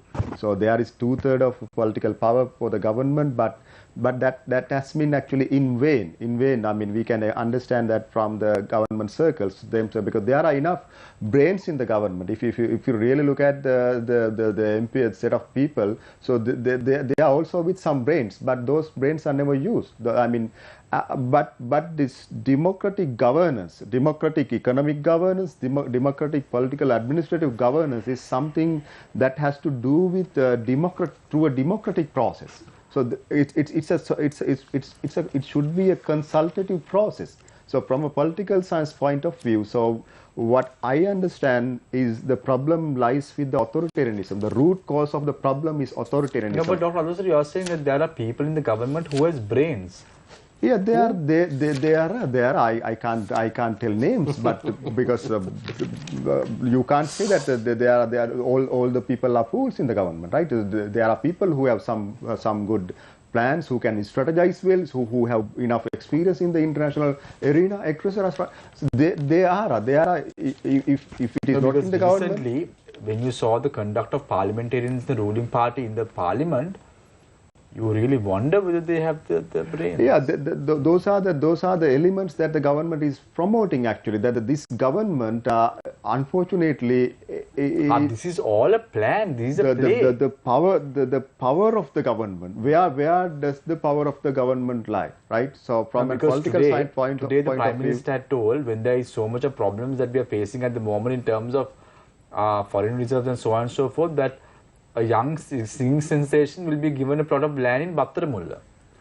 Now, is that the priority? Yeah, I also have to ask the same question. Is that the priority when there are more deserved people? I am not telling that we should not give anything to Yohani but she is a rising star. But anyway, that's a different matter. But that exactly shows the policy of the government. Dr. Athulasiri, I just want to pick your brains on this. A few minutes ago, you were talking about the budget and the taxes that were imposed through it, and you said that the burden of the taxes has been imposed on the poor.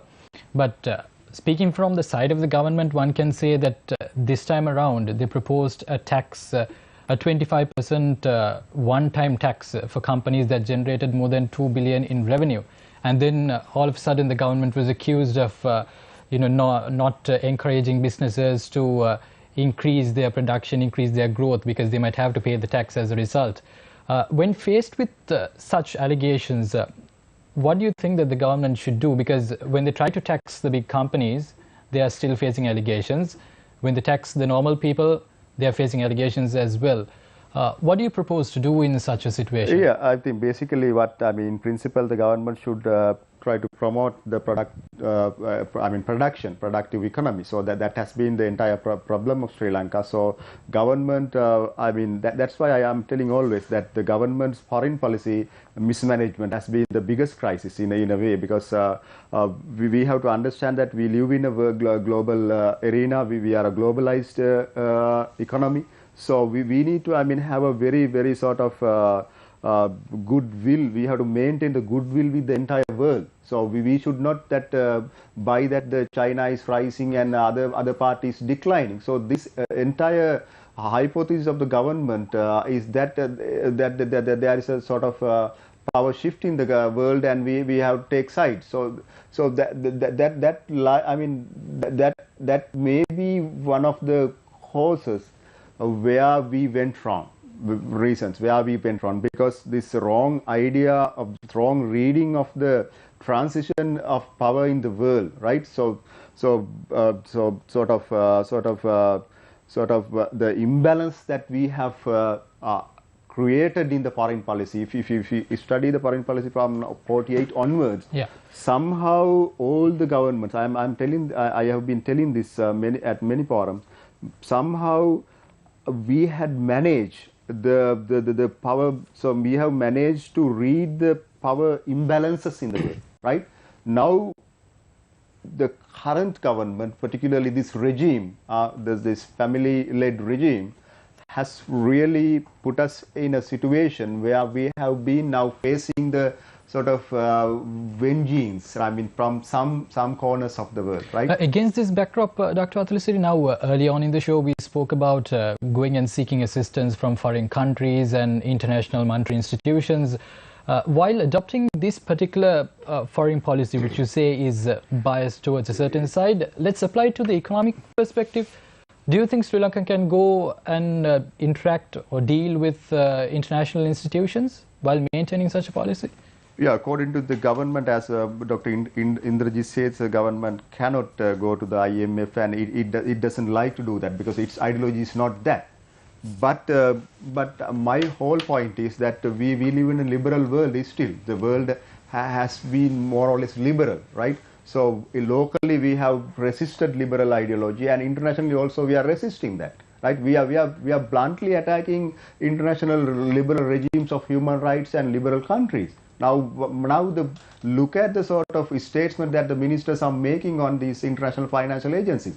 Actually, no other country in the world does that. Even the worst sort of democratic countries in the world never say that they are not democratic. But our government willingly accept that they are sort of they are different government. Right? This is the irrationality I am talking about. So we are living in the world as a global sort of community now. Our exports all our imports, everything depends on the goodwill that we more or less. I mean, other than the supply demand change, everything depends on the goodwill as well, the cooperation that we make with the world.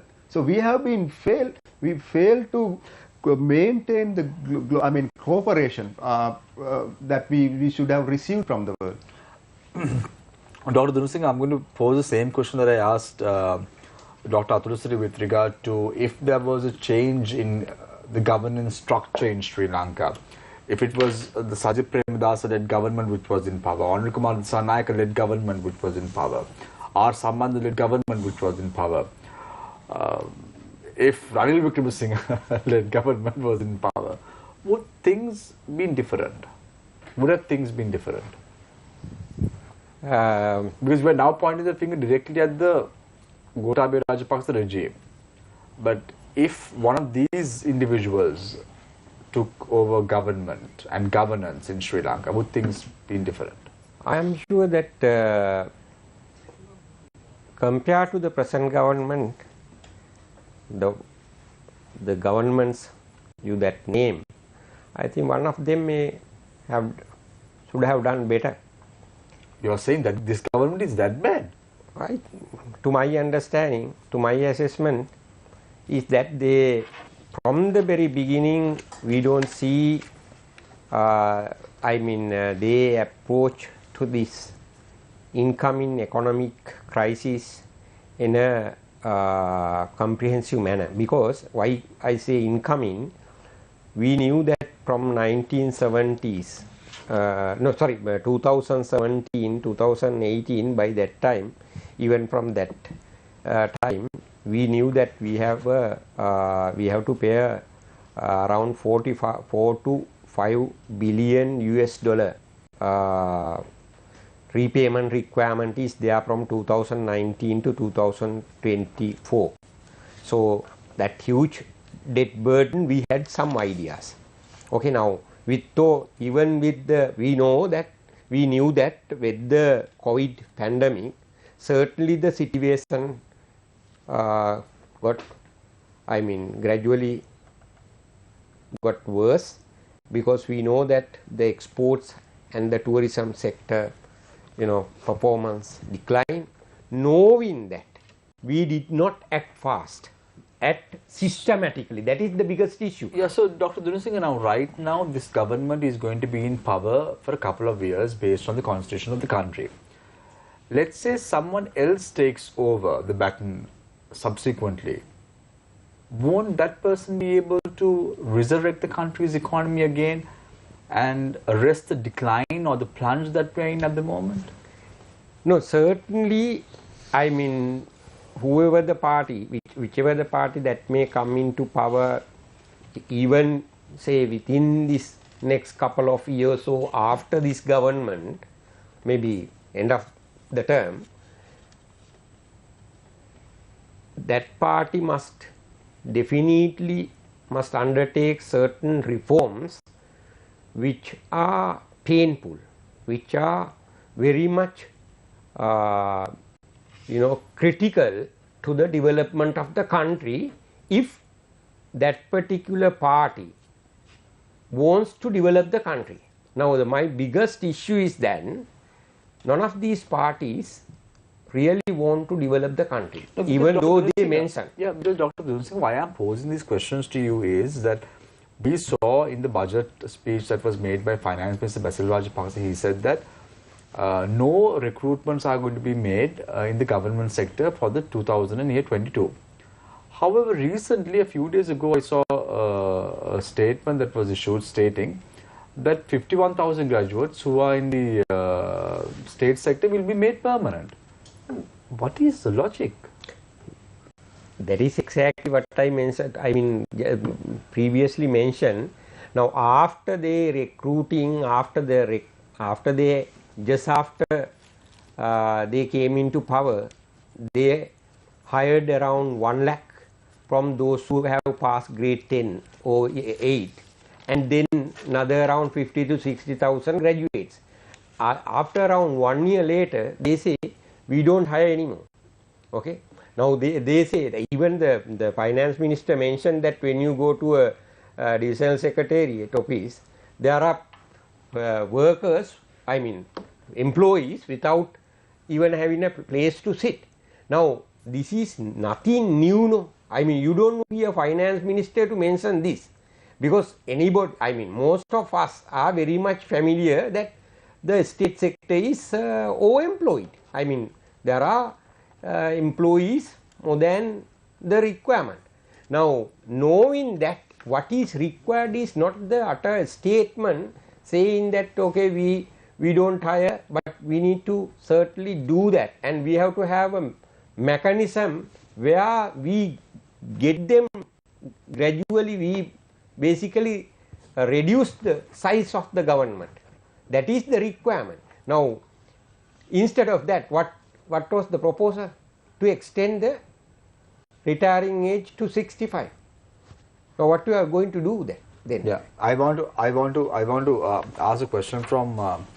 You don't want to ask that question, that earlier question which Priyanka, you asked Priyanka, what will be the scenario if someone else somebody swaying else government? comes? I don't ask that question. I would love to answer that question. Because you'll probably say it's better to have this government in No, power. I would have just said, I mean, that question does not make sense. Right. Because if you had asked me, what would you do if you became the president? I would have said. No, that's for another day. But anyway, so now talking about foreign remittances, in December, the central bank said that all banks have been instructed to pay rupees 210 for a US dollar exchanged during the month of December. The CBSL noted that this facility is open to anyone who wish to exchange 15,000 US dollars or more. Tell me, individuals in Sri Lanka, these ordinary workers, who are earning $15,000 a month. I'm curious to know. In this. I mean, first I have to say, I mean, this kind of interventions are doing matters worse. No. I'm just asking you. I don't know. I don't think so. I don't think so. I mean, $15,000 is a massive amount of money for an ordinary person, and they don't send money like that. It doesn't work that way. So, I mean, this is basically what I find is, this is exactly the point I was trying to draw your attention to. Policy was right. The strategy, when it comes to the implementation, you make a mess of things. You went to the fertilizer, even the dollar crisis should have been handled differently. Even now, we should look for, if you say that, okay, we'll wait for this dollar crisis to sort of face it over, what is happening here is, it is eating into our economic growth, it is eating into our inflation, it is eating into public unrest. Everything else is getting unsettled. You just can't sustain, even if you are on the right track with regard to the main direction, unless you have balanced these things. So the government has to take note of the fact that, look, unless we put things right, as Atula said, they could come forward and say, look, oh, so we understand, we have made a mistake, we understand that these things should be fixed, and we have to take the example here, and as you said, convoys. Where do you want convoys? For what? For what? Are we going to show off? Well, President started saying, look, I don't want. If it is good for President, what about other guys? No, but it was the start, but now there is the convoy. It was at the start. It was at the start. Okay. Now there is. Too bad. No, this is the whole trouble. It's not about admitting that you've made a mistake and trying to correct it.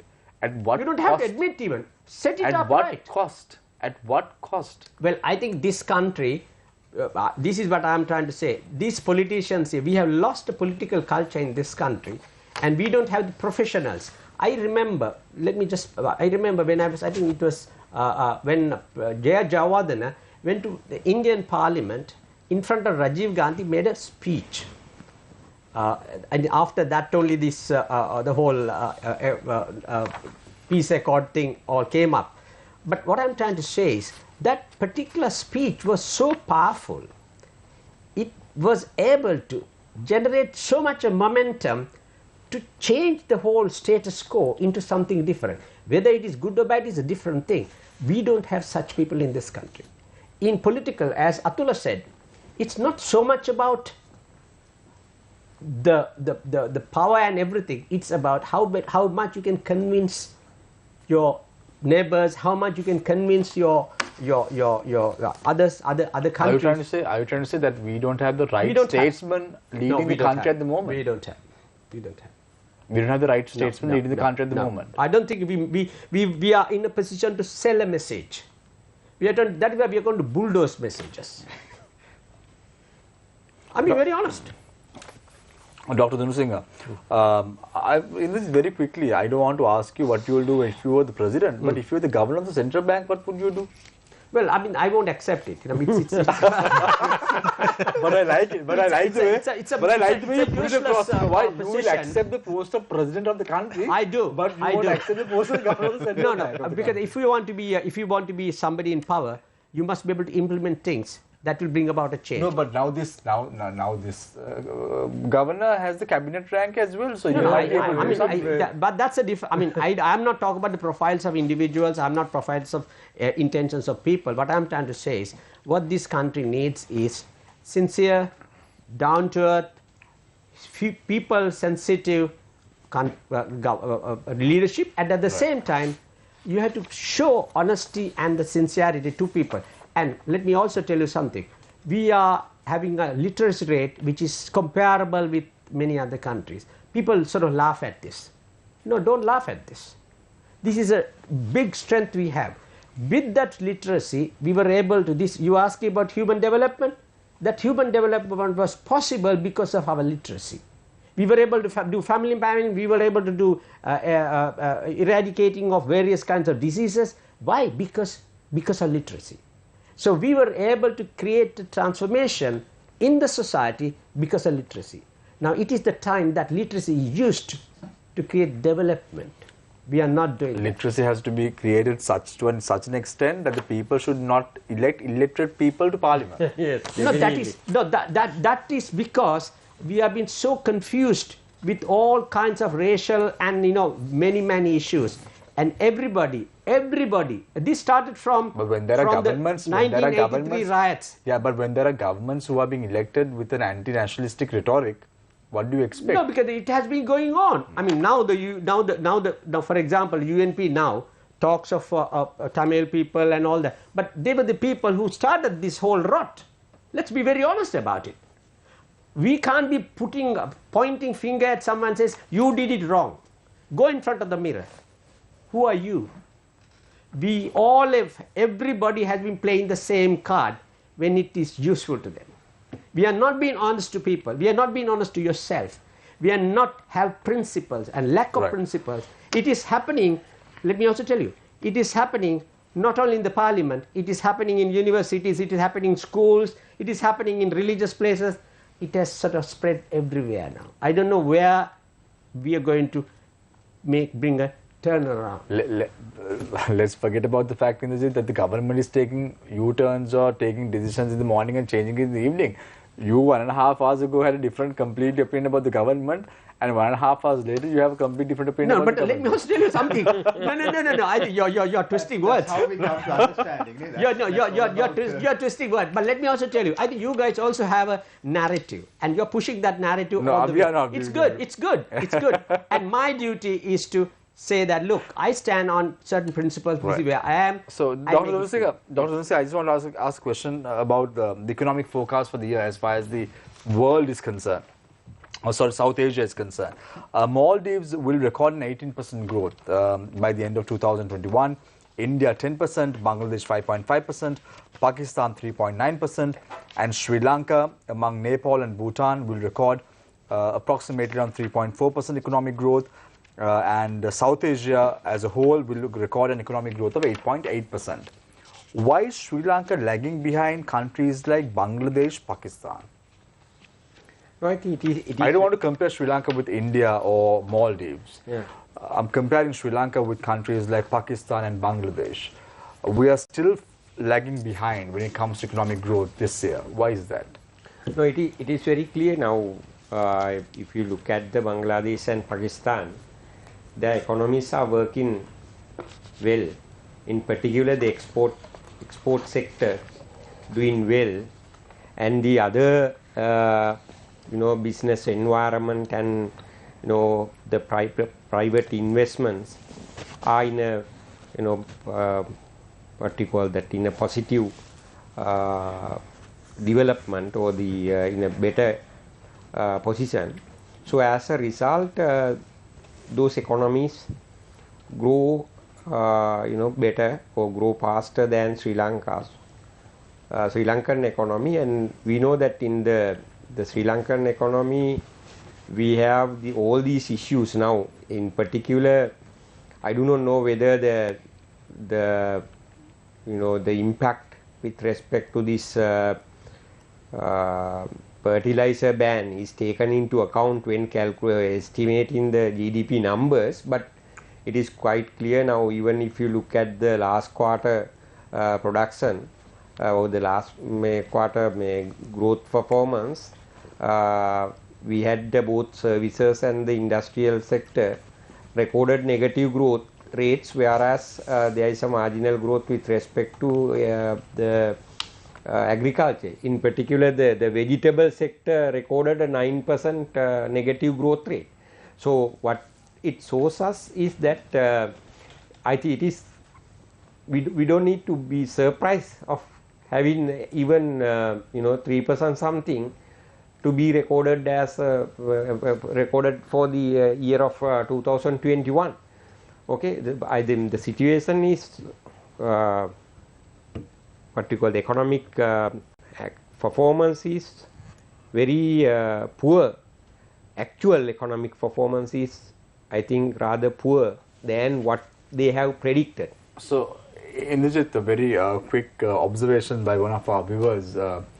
She says that the anti-nationalistic rhetoric was not brought in the 1983 alone. It was brought during the 1958 era of Absolutely. Bandaranaike. I 100% agree with that. That's where the beginning, but then it was heightened into a level where when we were on a launch. Yeah. So one of the observations that was made by one of our viewers. That's correct. And one more thing, one maybe half a minute. Yes. Now, if it is say that around 3%, that means we have just reached the 2019 level. Okay, we have not better than 2019. That says. Yeah. 2019 we were at 2.26%. Huh? 2019 we were at 2.26%. No, I mean we witnessed a decline of 3% something. 3.57 2020. 2020. No. Yeah. Now, if we have pick up around say 3% positive growth, that means we have just come to the level of 2019 in real terms. Yeah. Yeah. So still we have not gone. But what is the reason behind this, Dr. Dinesh Singh? We are recording not much of a growth. Inflation has gone up significantly. Is it all because of COVID-19? No. I mean that is what I mentioned. After 2012, the economy keep declining. If you look at over the time, it is very clear that growth performance get decline. Now the reason is, I think that is what we need to discuss in detail, because the business environment is not conducive for new investments, and the economic institutions are not conducive for productivity improvement. Labor markets and the other markets are not properly functioning. So there are all sort of structural weaknesses which prevent the economy from improving the productivity and the investment. Those are the fundamental issues. Growth rate, 1 or 2 year you may record 5% or 6% or 7%, but it is not the growth rate that we refer in development economics. In that case, we need to record a growth rate of say even 5% or 4% for a period of around 10 to 15 years. Yearly growth rate, by looking at the year-to-year growth rate, one should not jump in to say that okay, this policy is not working, that policy is not working, the taxing had a negative impact. Immediately, that is the nature of an economic policy. You have certain cost immediately after introducing, but the benefit of that will come over the years with the time lag. Okay, that is the nature. So here in Sri Lanka, we discussed the benefit of, the impact of an economic policy. We need to get it just after the introduction, maybe the following year. Nowhere in the world I have seen that success of such a policy, framework. Right. I just want to add a point about this. Very quickly. In the Sri Lankan growth, why the Sri Lanka is performing badly? I think two reasons. One is I think the fertilizer issue has had a compounding problem because it has sort of affected the cash flow into the rural sector. Second, when 2019, when we sort of killed the tourism sector, which was doing about 4.5 billion, now it is not the amount, it is the amount of people who are employed in the tourism sector created a large growth momentum in this country. Unfortunately, when that has gone missing, it affected our balance of payment and it affected our growth. Thank you very much, gentlemen, for your thoughts. We're now going for a short commercial break. We are in conversation with Dr. Priyanka Dursinga, Indrajit Aponsu, as well as Dr. Atulusri Samarakot. We're going for a short commercial break. Stay connected, stay with Face the Nation. We will be right back. Our discussion today is on Sri Lanka's economy. Are we in a crisis? Stay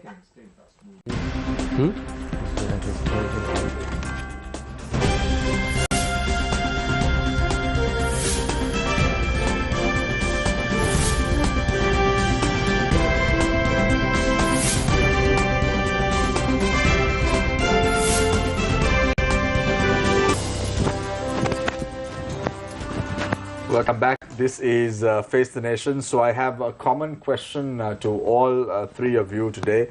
It's a question that is posed by one of our viewers. In your final remarks, you can touch on this topic and then move on with the concluding remarks. The question is, if we are in a crisis, your panelists should be able to define what economic crisis is and explain what indices they use to define financial and economic crisis. So time starts now. We'll start off with Dr. Priyanka Dursinga. Yeah, I think as it was mentioned earlier, even now in the economic textbook, we don't have a particular indicator or particular definition on economic crisis, even if it is a financial crisis. How we understand the crisis, basically by analyzing or by assessing the size of the impact of the situation with respect to different sectors or different stakeholders. Now, when you look at the current economic situation, we can see number of sectors get affected. Okay, in terms of, like, if you look at number of sectors, even if you get any production sector, even if you consider any consumption sector, consumption good related sectors, even if you take any investment related sectors, those are get affected. Even if you look at the economic sector, say textile and apparel, say rubber product, say tea and tea, say that manufacturing, all those sectors are get affected. If you look at in terms of the people, poor people, middle class, upper class, rural sector, urban sector, estate sector, the old age people, young age, working age, you can clearly see now in this current situation, number of various stakeholders, various sectors affect they are affected. So in that sense, this is not normal. This is not normal. It doesn't happen in a normal context. Only certain segment of people may affect, or a certain economic sector may affect, but not certainly the multiple sector at a given time. So in that sense, we can say the crisis in the sense given the size and the nature of the impact. How we measure? You can measure in terms of inflation. You can measure in terms of say the number of protests. You can measure in terms of impact onto the output. You can measure in terms of the various policy measures, responses of the government. Okay, on and off sending different messages, on and off issuing gazettes, on and off saying that we look funds from IMF, we look funds from Nigeria, we look funds from and also various statement from next month again the Sapugaskanda will be closed down. Okay, so you can see various signals or various statements coming out of from various the ministers and the other policy makers informing us various sort of sanctions that may be there. Now, when you take all these things together, we can see that we can define the crisis by looking at their nature and the size of the impact. Also, we can identify certain indicators to measure it or to understand basically whether we face a crisis or not. And I think beyond that, I basically invite the viewer to basically consult the relevant literature in the internet. You may find with respect to Asian financial crisis and even the global economic crisis in 2008-2009, and there may be related literature which may give a better definition than what I just mentioned. Now, in my concluding remarks, I would like to basically draw attention to one important area, that is, regardless of the political party in power or may plan to get power, I think one of the important area for them to consider is the economic reforms. Economic reforms, structural reforms are very much important at this level, at this stage, in order to get the economy back in terms of improving productivity, attracting investments. Now, some of the economic reforms we undertook in early 90s as a second wave of liberalization. After that, in terms of the deregulation in mid 1990s.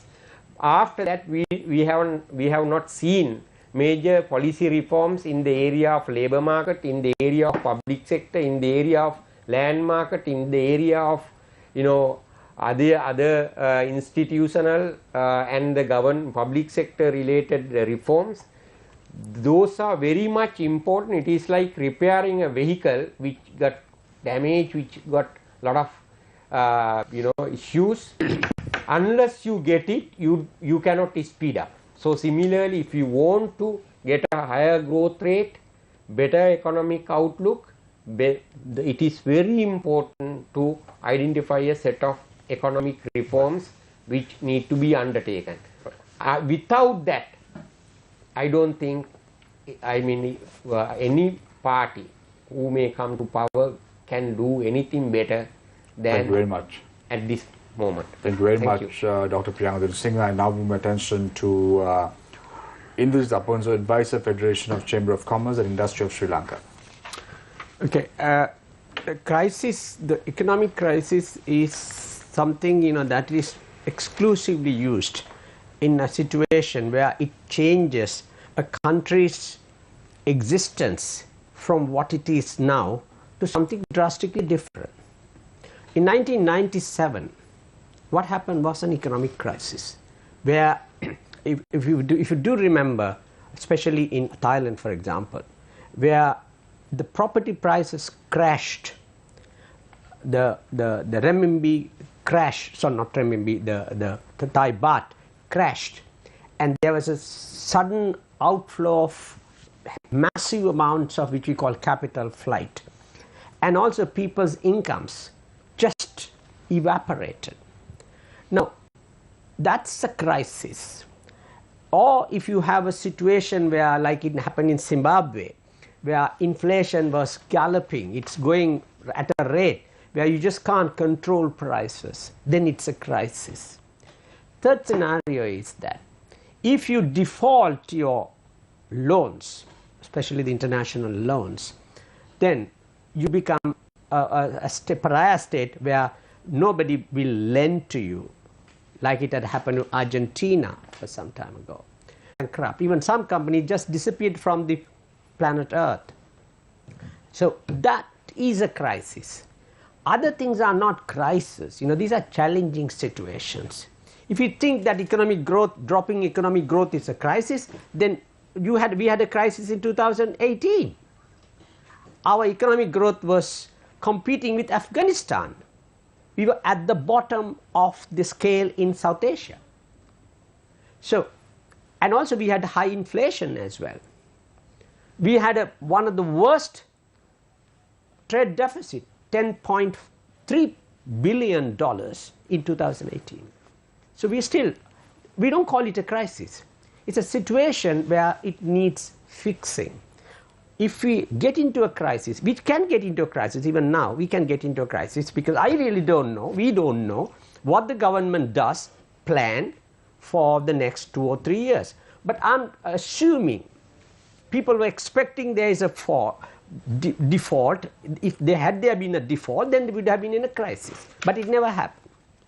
And I'm assuming the same scenario, that with regard to the future, maybe government is planning something for the payment of loans. But if you ask me whether we are out of a crisis, I'm not sure.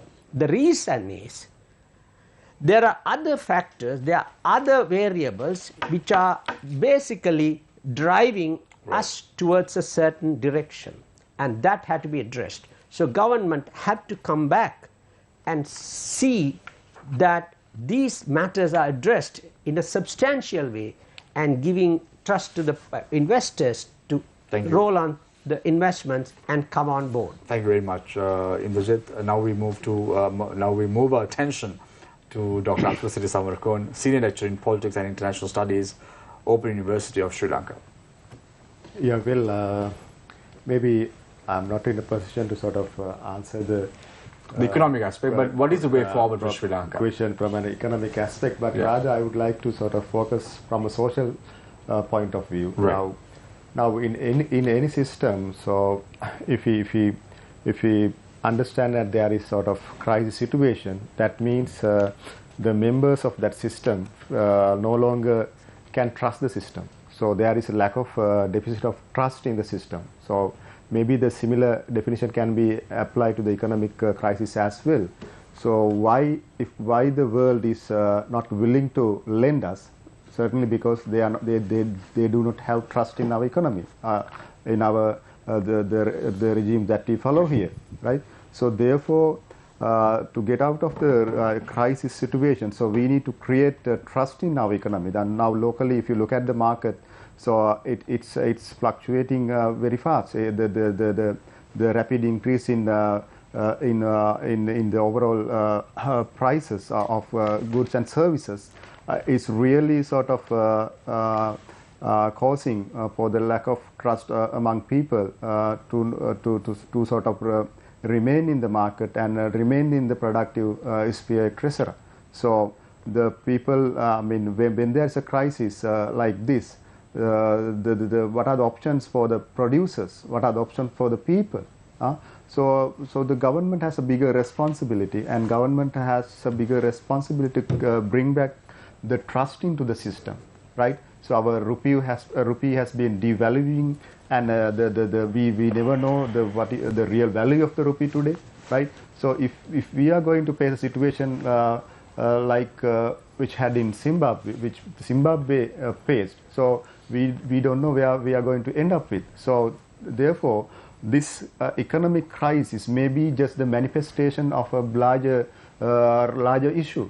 So larger issue is structural issue, the mismanagement of our assets, of our the inability of the country to create wealth, and handle all sort of aspects of the system. So therefore, I think government should play more responsibly, and it has to look at issues from a sort of rational point of view. So government has to end its irrationality and get out of its orthodox dogmatic way of looking at the issues and trying to sort of find authoritarian solutions. So the solution would only be found in a democratic manner. So thank you very much. Thank you very much, Dr. Abdulaziz Samarakon, Senior Lecturer in Politics and International Studies, Open University of Sri Lanka; Indrajit Aponzo, Advisor, Federation of Chamber of Commerce and Industry of Sri Lanka; Dr. Priyanka Singha, Senior Lecturer, Department of Economics, University of Colombo. Thank you very much, gentlemen, for joining us this evening on the show. Thank you very much, Nadeem, and thank you very much, Hassan, for joining us this evening on Face the Nation. I leave you tonight with a quote, as I always do. Until you realize how easy it is for your mind to be manipulated, you remain the puppet of someone else's game. Take care.